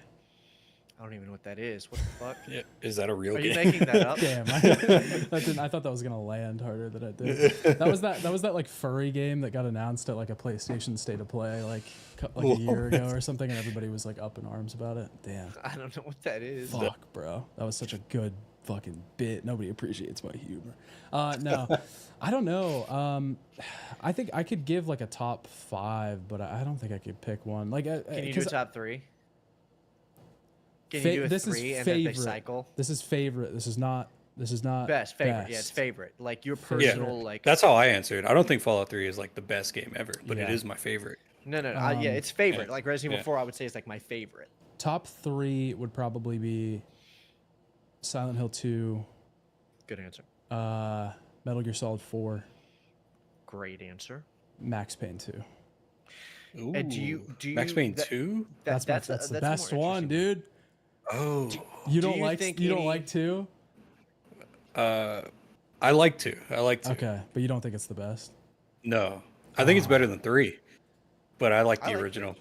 I like the original a lot too. There's just something about 2 that like fucking nailed it for me. It just A nailed like weird everything. love story. I don't know. Yeah, it got is to me. weird. It's odd. It's grungy. It's grungy. Yeah. Yeah, It's that yeah. atmosphere. it's a product of its time for sure. Like it's very, I don't know, just that era. PS2 Edge. Yeah, It's yeah. not bad. It's not bad at all. Yeah, I think the Respectable choice. the like the cutscenes and the performances in that game too. Like they just nailed everything. Yeah. In that regard. Yeah, I don't know. I like that game a lot. I think 3 is underrated. Now that like I liked 3. Yeah. there's so many good things that 3 did, but it failed in so many ways. 3 left a sour taste in my mouth when I was so excited when it came out because I was a big fan of the first 2 games. When I played it, I was like, "This isn't fucking Max Payne. Like, what is this? Like, I don't know. Yeah. Like it's really fun and like going back and playing it, it's a lot of fun and it's a great game. But for some reason, like it didn't have that like dark neo noir feeling that I wanted Yeah. from like Max Payne. Yeah, I remember I got in hot shit when I made my video on it because I said that I tried to justify the ending of Max Payne 3, and people got very upset at me because they didn't like What's it. wrong? I didn't think the ending was terrible. I think a lot of people hated the ending. I think it caused a controversy when it came out because that whole like walking off into the sunset thing or whatever. I don't know. I think at the end of the day, he just wanted to be alone, and that's why Yeah. he was in Brazil to begin with. You know, he's just trying to forget everything. But I think it should have ended with Dom Toretto showing up in a supercar. Fuck yeah. family. This is Brazil. Have you ever heard Vin Diesel's song? No, He has like a song that he made. Like he sings in it. it's amazing. And it's Is like he good? it's like a house song. No, it's terrible, but it's great. Dude's a It's like The weird Rock. The guy, Rock did a man. song, He's too. that He is a guy's weird so guy. odd. I love Vin Diesel. I like him too. I used to be a massive fan of him. I was a big fan of like Riddick, like those movies and Yeah. games I that love he the made. Riddick films. Triple X and shit. Oh, Triple Yeah. X was great. Yeah.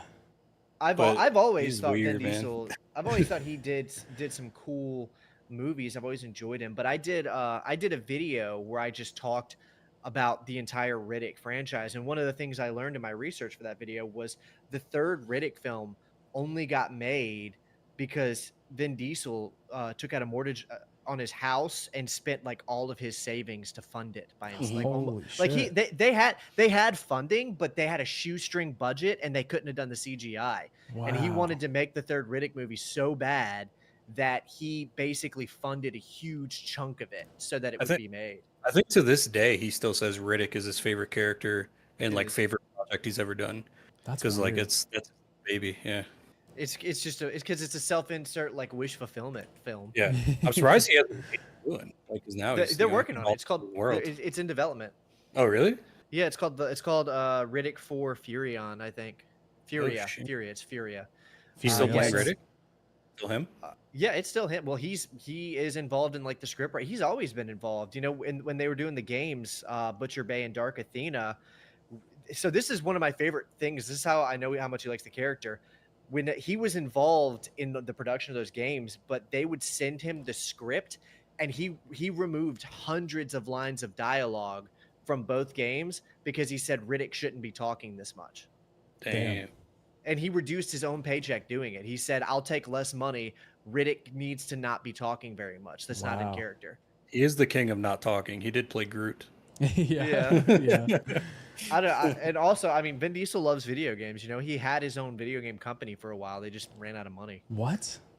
I didn't Yeah. know that. Damn. Yeah, I know he's a forget- nerd. He did like Dungeons and Dragons and like a bunch of other stuff like he that. loves Dungeons and Dragons. That's true. Let me. I think the company might still be around. Let me look up what that's called. Dude, he's like the predecessor to fucking Henry Cavill. Yeah. Yeah, he is. Mhm. Damn. Tygon Studios. Yeah, Tygon Studios. That's the name of it. I think they're still around. Yeah, they're still around, and he's the founder. You can find it on Wikipedia. Wow. Tygon Studios, founder Vin Diesel. They have not done many. They're working on an MMORPG called Barca. Oh god. They did that awful Fast and Furious Crossroads game. Oh yeah. And then they were involved on the 3 Riddick games. Okay. Excuse me. They were involved, and then they did that game called Wheelman that starred Vin Diesel. I don't know if Yeah. you guys remember that. I do. That was a game. That was a game. I've actually thought about covering that game on my channel. It fits right in line with the stuff I do. Damn. Yeah. What a Vin guy. Diesel, he's a G. He's My a G. favorite Vin Diesel thing. Have you ever seen that old infomercial he did? You guys ever watch that TV show or that cartoon Street Sharks from like early '90s? No. It was like the toys came out and they hired him to like do a TV commercial for the toys, and he's like playing with these toys. It's if you search like Vin Diesel Street Sharks, I'm sure it'll come up. Here, wait. I think I can pull it up. Yeah. He's I'm playing with seeing it like right now. action figures and like try to sell stuff. It's so funny. He was also a Wow. break dancer. Like Yeah, he's got a crazy history. he does. What a Yeah, guy, He's man. done he's done a lot of side quests. He's a real genuine person too. We're all getting diesel pilled. He's in very like he's in like sort of a porn outfit right now, like a 90s porn outfit. He's got leather on and shit. This was the late 90s, I can tell, because Yeah. this was the haircut he had for Pitch Black. Yeah, like his one roll with hair. What a Yeah. guy. No, he had a different one with hair, but it was like a wig. Oh, is that the one where he's like a lawyer or something Yeah. like that? Yeah. Damn. Yeah, he's an interesting dude. He's really weird now though. Like every time I think of him, it's like, man, he's like king of cringe. Yeah. Like, I love him, dude. I love all the stuff he's done. He's keeping that Fast. No, and I still Furious think he's cool. I'd franchise love to alive. meet him. Like I'd still fanboy out if I saw him, but he's I weird. I saw Fast X in theaters, and it was great. I think I like the new Fast and Furious movies. I think they're great action movies. And I think that's what they've always been. Like the people that hate on like the new Fast and Furious stuff, I don't know. I feel like Yeah. they've always been like over the top action movies. That's what they're supposed to be. Except for the 9th one is actually just really bad. And that's coming from me. Anybody who's been watching this movie, if I say a stupid action film is bad and like I didn't like Yeah. it, That's how you it's know shit. it's really bad. It's unbearable. The ninth movie, the script of the ninth movie, it actually, and I mean this, felt like a 9-year-old who was a fan of the previous films wrote it. It's so bad. Damn. It's really it's only watchable if you watch it with that mentality and you're like, this movie was written by a 9-year-old who really likes the other movies. It's fucking Wow. awful. But luckily, the 10th movie was really really good. Those are good theater movies. Like those are Yeah. movies Yeah. you go Yeah. to see at the theater. 100%. Yeah, very good. I'm actually oddly enough, I'm gonna go see. Now hear me out. I'm gonna go see Deadpool versus Wolverine, or Deadpool and Wolverine in theaters. He's getting Marvel pilled. I'm not Marvel pilled. I don't like Marvel movies. I don't Is like this Marvel bad? movies. Why is this like a hot thing to say? I want to see it. You want to see it? Do you like Deadpool? Yeah. Yeah, I thought the Deadpool movie was great. I don't Or the- like both I of don't them. like Deadpool very much. I can't either. handle I did- Deadpool. I No. did not like either Massive of the other two Deadpool movies. comic book fan, so okay, okay, that I makes sense. I kind of like the way Ryan Reynolds has portrayed Deadpool. I think he's doing a good job. I never really was into Deadpool in the comics. Like He was when I my was favorite. when I was super into comics, I could never really get into him. So Him and the Punisher. Punisher is great. Punisher's Punisher's fantastic. great. I love Punisher. But yeah, I want to go see it in theaters because we were talking about this last week. I think about like how movie theaters might be You're running out of time. going away. It might be yeah. So I'm trying to get as much movie theater things in as I can. But I had a thought this week. I think everybody's kind of freaking out about the movie theater thing because Furiosa did really bad and Garfield, I guess, was supposed to be a big movie and that did bad or whatever. But I think if Deadpool and Wolverine does bad, that's like fucked. Then it's Yeah. fucked because this movie I don't should think make it's a going shit to ton of- though. I don't think so either, but I mean, who knows? The last That's like true. 5 Marvel movies have just fucking tanked. Yeah, but they weren't good. You're true. Like, there's a reason. I mean, Deadpool movie might not be great either, but I do love fucking Wolverine. Wolverine's probably in my top like I think 3 Hugh Jackman superheroes. does great as Wolverine. Yeah, he's awesome. I don't really like Marvel comics. I do like comic book stuff, but I've always been like more DC. I always like the DC stuff a lot more. Yeah. I really like Spider-Man. I like all the Spider-Man stuff. I like Spider-Man comics, and I like Daredevil a lot. I like the Punisher, but that's it. You know, I like the darker, edgier comic Marvel, but even then, not Yeah. much. You know, That's why I like do- Deadpool and Punisher. They're like dark and edgy. Like, I don't know. I That's the fucking kind of stuff I don't like liked. Deadpool at all, dude. Really? Deadpool embodies everything I don't want in something I'm watching.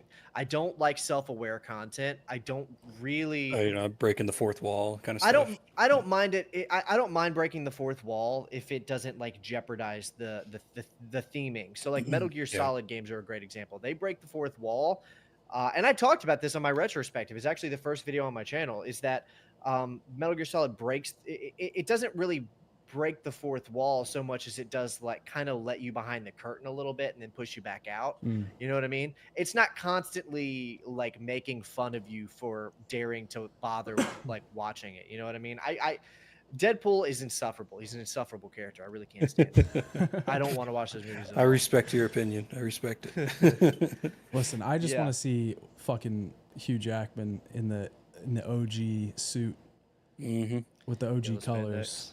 That's what I want to see, man. I got to see it. This might be it. This might if this movie doesn't do well, you know, that's probably, I don't know if it's a wrap, yeah. but they're probably It will gonna- be a sign that like movies are probably going to get less funding, or yeah, and maybe especially not because Marvel. streaming movie gets funding too. But Yeah, but I think, I think it might be the end of this whole thing if it doesn't do well. So, but I Yeah. could go see it, and there's gonna be like 300 people in the theater screaming. I don't know. pissing. I really actually do think it's not the theater. I think these movies are just shit because Fast X pulled in $704 million at the box office Yeah, but when did that come out? last year. Yeah, well, I because people are talking about more recent examples. Like Furiosa was projected to make. Furiosa was kind of a big one. That was projected to make. I like, a don't lot think of so. money. Okay, I think people are being Yeah. disingenuous about that because I do too. I don't think Fury Road wasn't as successful as people think it was. yeah. It was a good movie. It is a great movie, but like it didn't sell a lot of tickets. Here's another truth about it. All right, okay. People were saying, Furiosa is a great movie. It might be. I don't know. I didn't watch it, but Mad Max already is like is a very niche franchise. Most people haven't seen 3 out of the 5 existing movies, counting Furio. Most people haven't seen 1 through 3. Some people have seen 2. Very few people have seen 1, 2, and 3. People don't care about Mad Max. And on top of that, you took a Mad Max movie and he's not even in it. Yeah, Yeah. I think that's also. I the would have been biggest thing. more shocked. People are like, I can't believe this movie did bad. I would have been shocked if it did good. I wasn't interested in it. Well, what about Garfield, dude?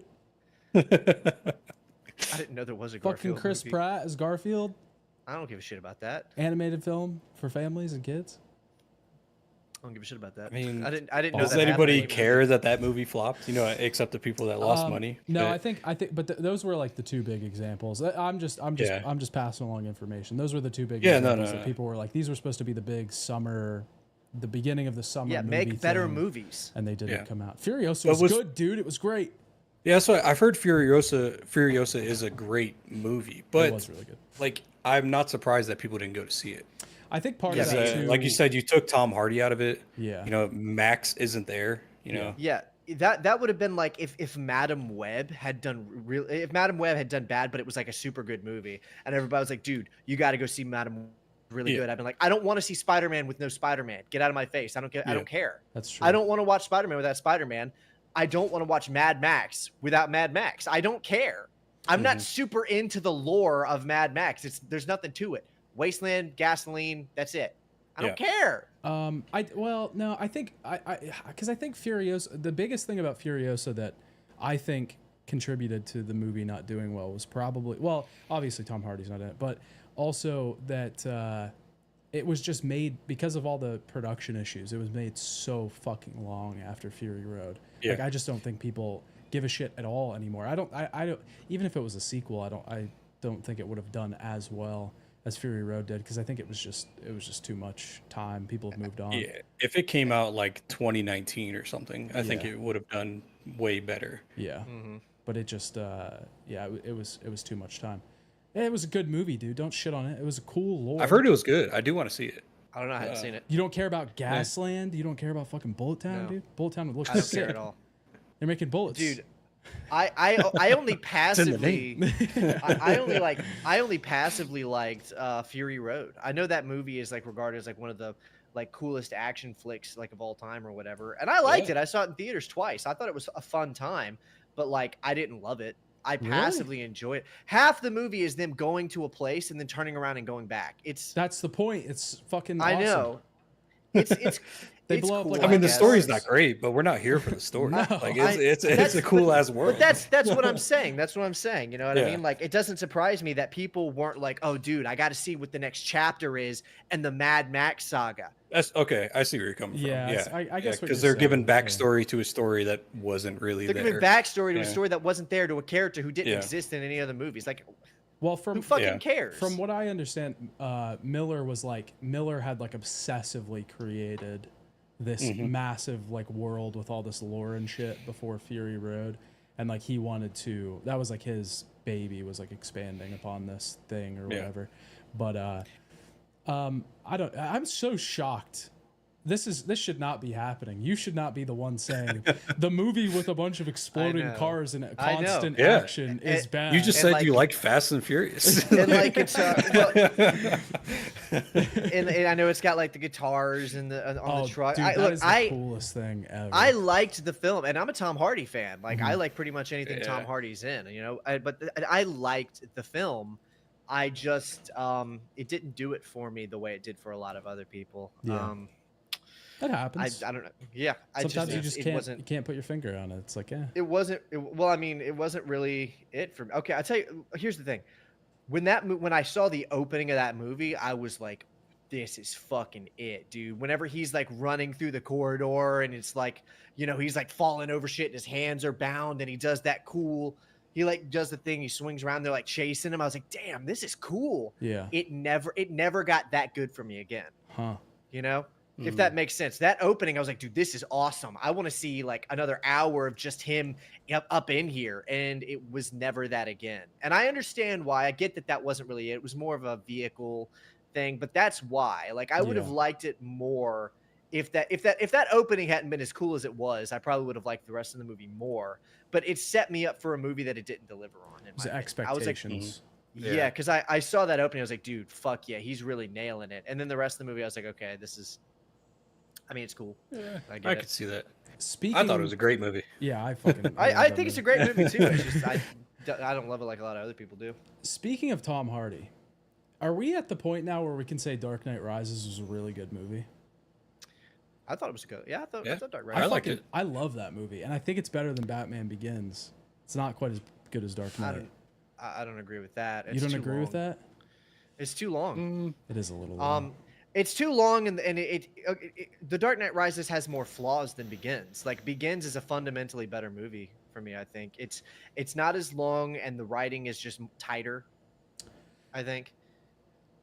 I liked the Bruce Wayne aspect of Batman a lot, so I think Begins was a great movie because it kind of like fleshed out more of Bruce Wayne, I guess, and I kind of like looking into that. I also like focusing on the villains too. I just think Batman has like one of the best like universes in comic books. Yeah. Really, the trilogy is just perfection. I like all three of them. That's true. But I would say like Begins. I like them in order. I like Begins, Dark Knight, and then You Rises. like Begins more than Dark Knight? I think so. Damn. I love Heath Ledger as the That's Joker. a hot take. But I just like him. I don't know. Begins was just a fantastic movie. It is. I love I like Begins, too. Cillian Murphy too. Yeah, he really did well as Scarecrow. Begins is really good, and I do think it gets overlooked a lot. Like especially because it was just like followed up by The Dark Knight. But dude, sometimes I'll go back and watch The Dark Knight every once in a while, and it's like shocking how perfect that movie is. It is. Yeah. That Like, really is like a just flawless film. Fucking, It's there's crazy. nothing wrong with that movie. And obviously, this isn't like a hot take, but like, No. it's No, weird. no. It's just weird to watch like a perfect movie and be like, this is perfect. It's just there's nothing wrong Yeah. with it. I don't know. I like Dark Knight Rises. I think I like Dark Knight Rises for the same reason I like Metal Gear Solid 4. Is that like it doesn't? It's like it's indulgent in itself a little bit. You know, it's like we're gonna do this whole thing, especially with like the good ending bullshit. You know, where he like gets away and there's like a lot of like emotional bullshit and stuff. It's I don't know. It's kind of up its own ass in a way I kind of like. You know, That's part of what I don't like about it. I didn't mind that movie had.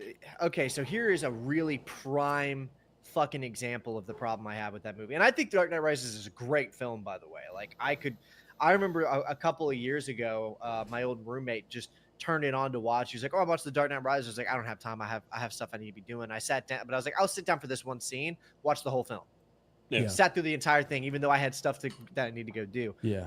So it's a really great film. But near the end, Bane says, and this is just one example. Bane says, "So you've come to die with your city," and Batman says, "No, I came back to stop you." Mhm. That's really just not. That's really like not good dialogue. It's really, and look, I can That's overlook the best that you a could lot. come up with. Yeah, like there's so The many whole better time it things he took you to could have get said. He could have said, "No, I came back to die for it." You could have said better things. Yeah. And there's other movies. Okay, so like for instance, I'm a big defender of Man of Steel, the Snyder film, right? I love that movie. But there is a line really similar where Zod says something and Superman says, "You're a monster, Zod, and I'm gonna stop you." And I'm like, it's like mid-fight. Yeah. I'm like, what are you fucking talking about? Like, Yeah. it's those little things that are kind of littered throughout both films, honestly, but they're worse in The Dark Knight Rises. Where I look at him like, what? I really didn't like Joseph Gordon-Levitt's Blake character. I really didn't like that. I Really never annoying. forget about that. He's like It's Yeah, kind of that- like that- shoehorned in there. I feel That like whole subplot is really lame. Yeah. Um, Yeah. Okay. I see what you're saying. I think. Yeah. yeah. I think you've turned me a little bit. Yeah, and then the whole Yeah, you see what I'm saying. Like it's too flawed for me to say it's better than Begins. Begins is That's a tighter true. film. That's true. Yeah. And Yeah. Liam Neeson is fucking great in Yeah, Begins. dude. Liam Neeson's great in everything. I've never seen a movie where he wasn't killing it. You know he pisses himself in public though a lot. Is that real? Have you guys not seen this? Are you gaslighting me? No, Are you doing there's a bit like on me right now? he pisses. If you look up like Liam Neeson pee, like there's like a million images where he just has like a little spot of piss on his pants. That might just be because he's like 75 now, though. Yeah, He's been doing it he's for a old, while. man. It's been a while. It's been a bit. All right, That's well, hilarious. When you're Liam Neeson, you can do whatever the fuck you want. I But mean, he's been in, not. like- It's not like it's stopping him from working or anything. He's still going at it. Yeah, he might. He needs to stop doing these action films. I don't know if he can keep doing it. Yeah. Is he really? There's like, a lot of old dudes doing action films, dude. Like Sylvester Yeah. Stallone's still out there throwing people. Like, Yep. I don't. Steven Seagal. I think he's still making shit. dude, has he made anything good No. ever? But No. particularly in the last decade, like I mean, No. everything he makes is good, but it's not good in the way he thinks it's good. I don't even know if he thinks it's good. Honestly, I saw a That's- clip of him like just using some action movie, and he's just walking around like not even caring, like barely lifting a gun to shoot someone. It's just Yes, like I've bang, seen bang. that movie. He's like And a he- merc. Yeah, yeah. Yeah. Did you guys see the thing where the whole fight scene he's in a chair and he doesn't get up? No, It's I a don't more think I've recent seen one, that. I No, think. Yeah, but that there's a sounds like more something recent he would movie. do. He's Yeah. in a chair and he does like his little fight, but he does the whole fight scene in a chair while the other guy's like Oh my fighting God. around He's him. like, yeah, I can't do that stuff anymore. I just gotta sit here. But it's more impressive because I didn't have to stand up. Bruce to take Willis him is down. not still doing it, Kick Rocks. I don't know if you're being funny with that, but Yeah, Bruce Willis yeah, is- he's is done. definitively Bruh. done. Yeah. It's a capstone on his career. I don't really like Bruce Willis, to be honest. really, I love Bruce Willis Mm. movies. Is there a particular Fifth reason? Element's one of my favorite movies. I like. I love Fifth The Fifth Element. I like Fifth, Fifth Element's Fifth great. Element, but I just You don't. don't like Die Hard? It's okay. Die Hard. Dude, The yeah. OG Die Hard. It's okay. Really? Yeah. Wow. He did a It's movie. okay. What was it called? Hostage or something? Hostage is pretty good. I don't know. He's got some bangers. You don't like Bruce Willis? I've just never understood his like appeal. Like he doesn't. I don't know. He's cool. He never He's seems an like act- a he's an cool guy to action me. hero. He never seems Yeah. like the action hero to me. But that is his appeal though, is that so Sylvester Stallone back in that era was the obvious action hero because he was like shredded to the gills. You could see each individual ab. The appeal of Bruce Willis was he was the action hero who was more everyman. He was Bruce Willis kind of personified, like that's why in Die Hard he's just a cop. You know, he's just a New York cop. He's coming to California. Like his whole thing was like he kind of had the everyday like every man, but he's capable actually. I mean, come on, Pulp Fiction. Yeah. Yeah, Pulp Fiction's like one of my least favorite Tarantino movies, to be honest. Really? Yeah. Whoa. Dude, That Reservoir is a hot Dogs. take. This is a podcast of hot takes right It here. is- we What always, is we happening? always have hot I can't. Okay, now it's reversed. I didn't like Fury Road. You're saying Pulp Fiction is one of your least favorite. The roles are reversed. It's man. overrated, dude. It's not as good. It's not. What? It's not that. It is good. It's great. It's like again. It's like saying like it's my least favorite Silent Hill game out of the 4. Right? Like it's still really Yeah. good, but like I don't there's know, a man. But lot still, better. Pulp Fiction is like I think Pulp it's Fiction is so one of his great. best movies. Yeah. Have you seen I like Reservoir Pulp Fiction. Dogs? That's one of the ones I haven't seen. Reservoir Dogs is infinitely better than. It's his best movie. It's the best thing he ever did. Isn't that his Whoa, first one? No way. You don't think Reservoir Dogs is the best one? No, Oh, no. dude, it's so good. My personal favorite is Django. I haven't Django's seen really that one. good. Django's Django's fucking my favorite, but Pulp Fiction's probably 2 or 3 for me. great. I Reservoir get it. Dogs, I don't think makes the top 5. Really? Yeah. Oh, dude. And there's only 9. I love Yeah. Reservoir Dogs. What do you not like about Reservoir Dogs? I just it's not very memorable to me. Like Oh. I feel like he makes such like masterclass movies. Like Reservoir Dogs is like a art project, which it is. Like it's his first film, I guess, but I don't know. It doesn't hold up. I just think Like, even just, Purely like, the objective, tipping- it doesn't hold up. the tipping scene in the beginning is just like so good. Like them just like Yeah. Well, bullshitting. Tarantino has always been great at writing dialogue. Yeah. And I think Reservoir Dogs definitely shines because it is mostly dialogue. There's like barely any action. Yeah. And like the torture scene with the ear and stuff is great. But like it's a good movie. Like you said, it's like comparing the Silent Hill games, but Yeah. there's no way that you think that that's its best I movie. do, dude. It's my That's favorite. crazy. That It's is so- it's- crazy. I love it. It's Reservoir Dogs is the best. It's fucking good. Man, you know the thing about Pulp Fiction is I saw it for the first time last year. Oh, really? Really? I had never seen. I've never been a big Tarantino guy.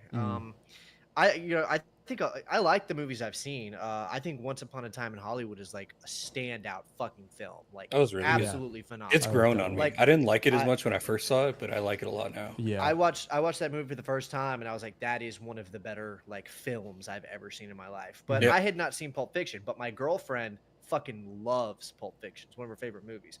So she sat down, she started watching it while I was working, and I just kind of turned and like started watching it and it stopped. I was like, damn, that was super fucking good. That was such a good film.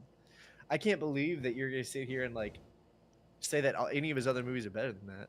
Dude. Because I've seen it's- like other ones. I've seen like Inglorious Bastards, and I've seen a couple of. His other I ones, think and Inglorious Bastards is better than Pulp Fiction too. Nah, man. No? I Damn. don't agree with that. Inglorious Bastards is the one I would interchange like 2 or 3 with Pulp Fiction. Like Yeah. I think it's comparable. Inglorious I- Bastards what- is fucking great. I was way more engaged with Pulp. See, even Scott saying Inglorious Bastards is more engaging. Nah, man, I was way more engaged with Pulp Fiction.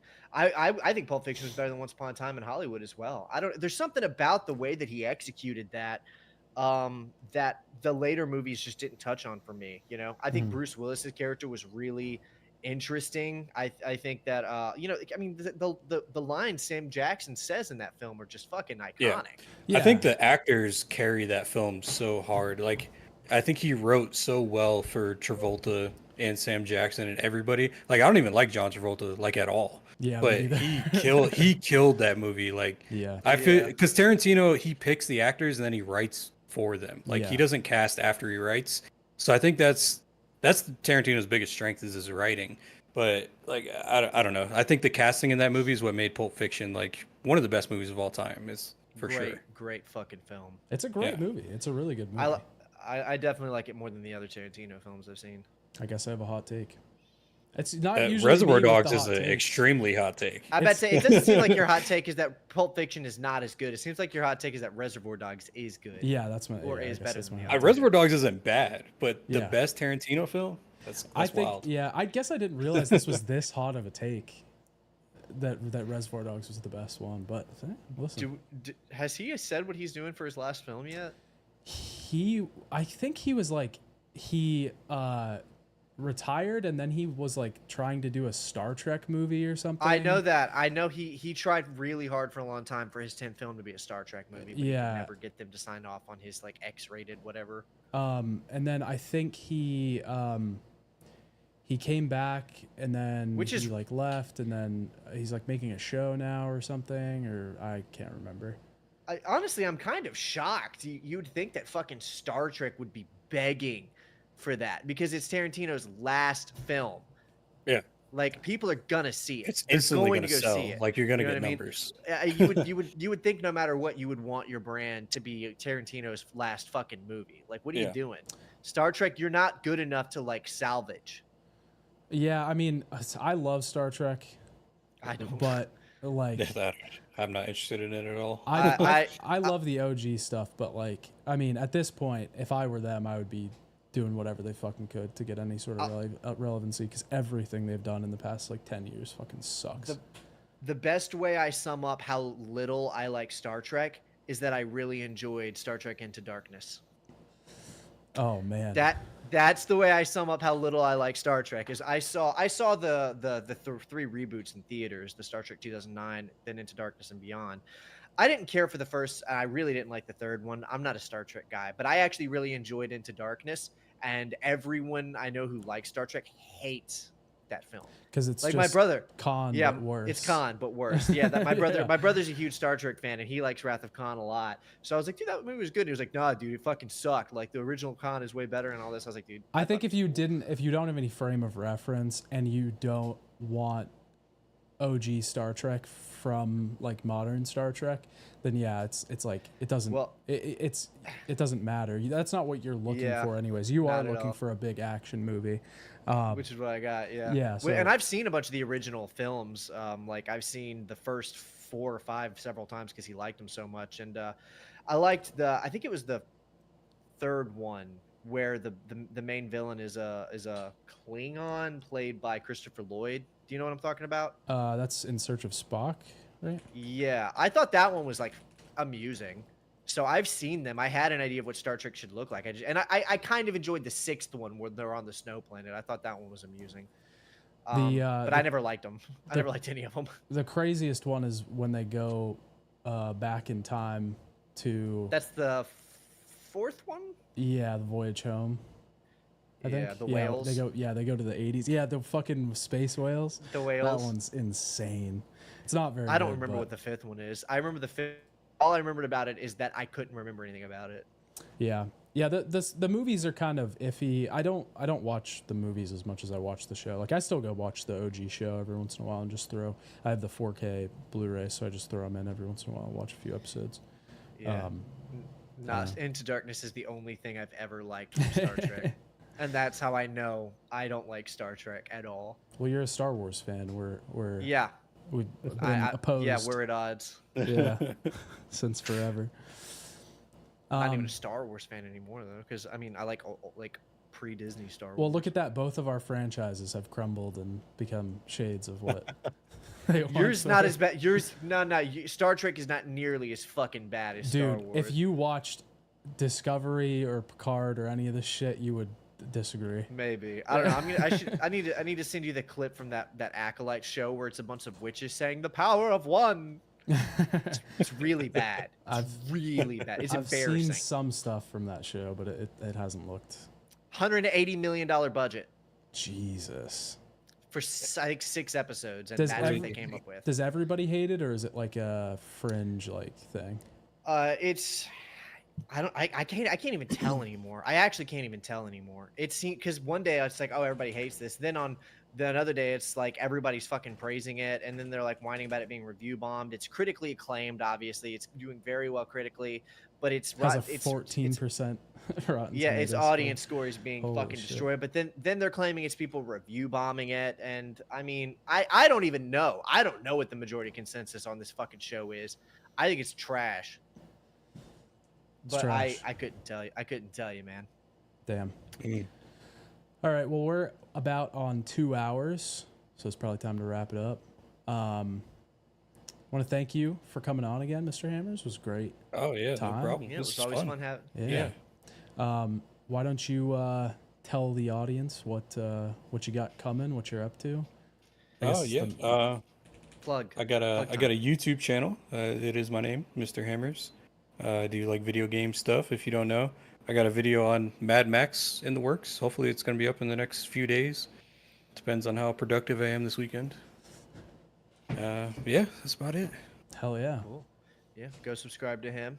for Look sure. for that Mad Max video. You're Yeah, quickly almost at approaching- 100K. Yeah, I was just about to say you're Let's like get him right over there. that. Help yeah. Mr. Yeah. Hammers out. He's on the precipice. Go subscribe. Hell yeah, Thank you. Evan, what you up to? So last night I released my retrospective video on Dragon Ball Z Budokai Tenkaichi for the PS2. So if you're a Dragon Ball Z fan, go check that out. I think the video's doing pretty good. I'm excited about it, and then I'm moving on to the rest of the PS2 Dragon Ball Z games.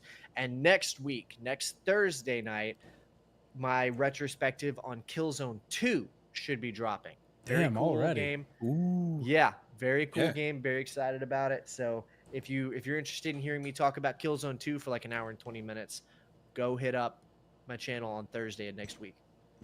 Hell yeah. This Sunday, 2 days, Metal Gear Solid 2 video will be out. I'm excited for everybody to see it. Put a lot Can of you work leak how into long it. it is? I think it's 2.5 hours. It does have about a 40-minute section at the beginning about Ghost Babel, so there's that. But I do talk about Metal Gear Solid 2 for quite a long time. There's a lot of Far shit. too long, baby. Yeah, far too long. But yeah, go check that out. And then the week after Sunday, I will have a video out called "You Need to Play More Indie Games." It's about 10 different indie games that I thought were really interesting, really special, came out recently, and sort of why the solution to your AAA gaming woes are found in indie games. And I interviewed some developers of some of those games for the video to talk about their projects and why they made them and what they want to do with these games. So that should be really cool as well. Check that out. Just want to, thank you again. Thanks, everybody. Thanks, chat, for coming out. Thanks, MrHammers, for joining us. We'll be back here We'll be back here next week, as always. 7 p.m. Eastern Standard Time, TGG. Bye.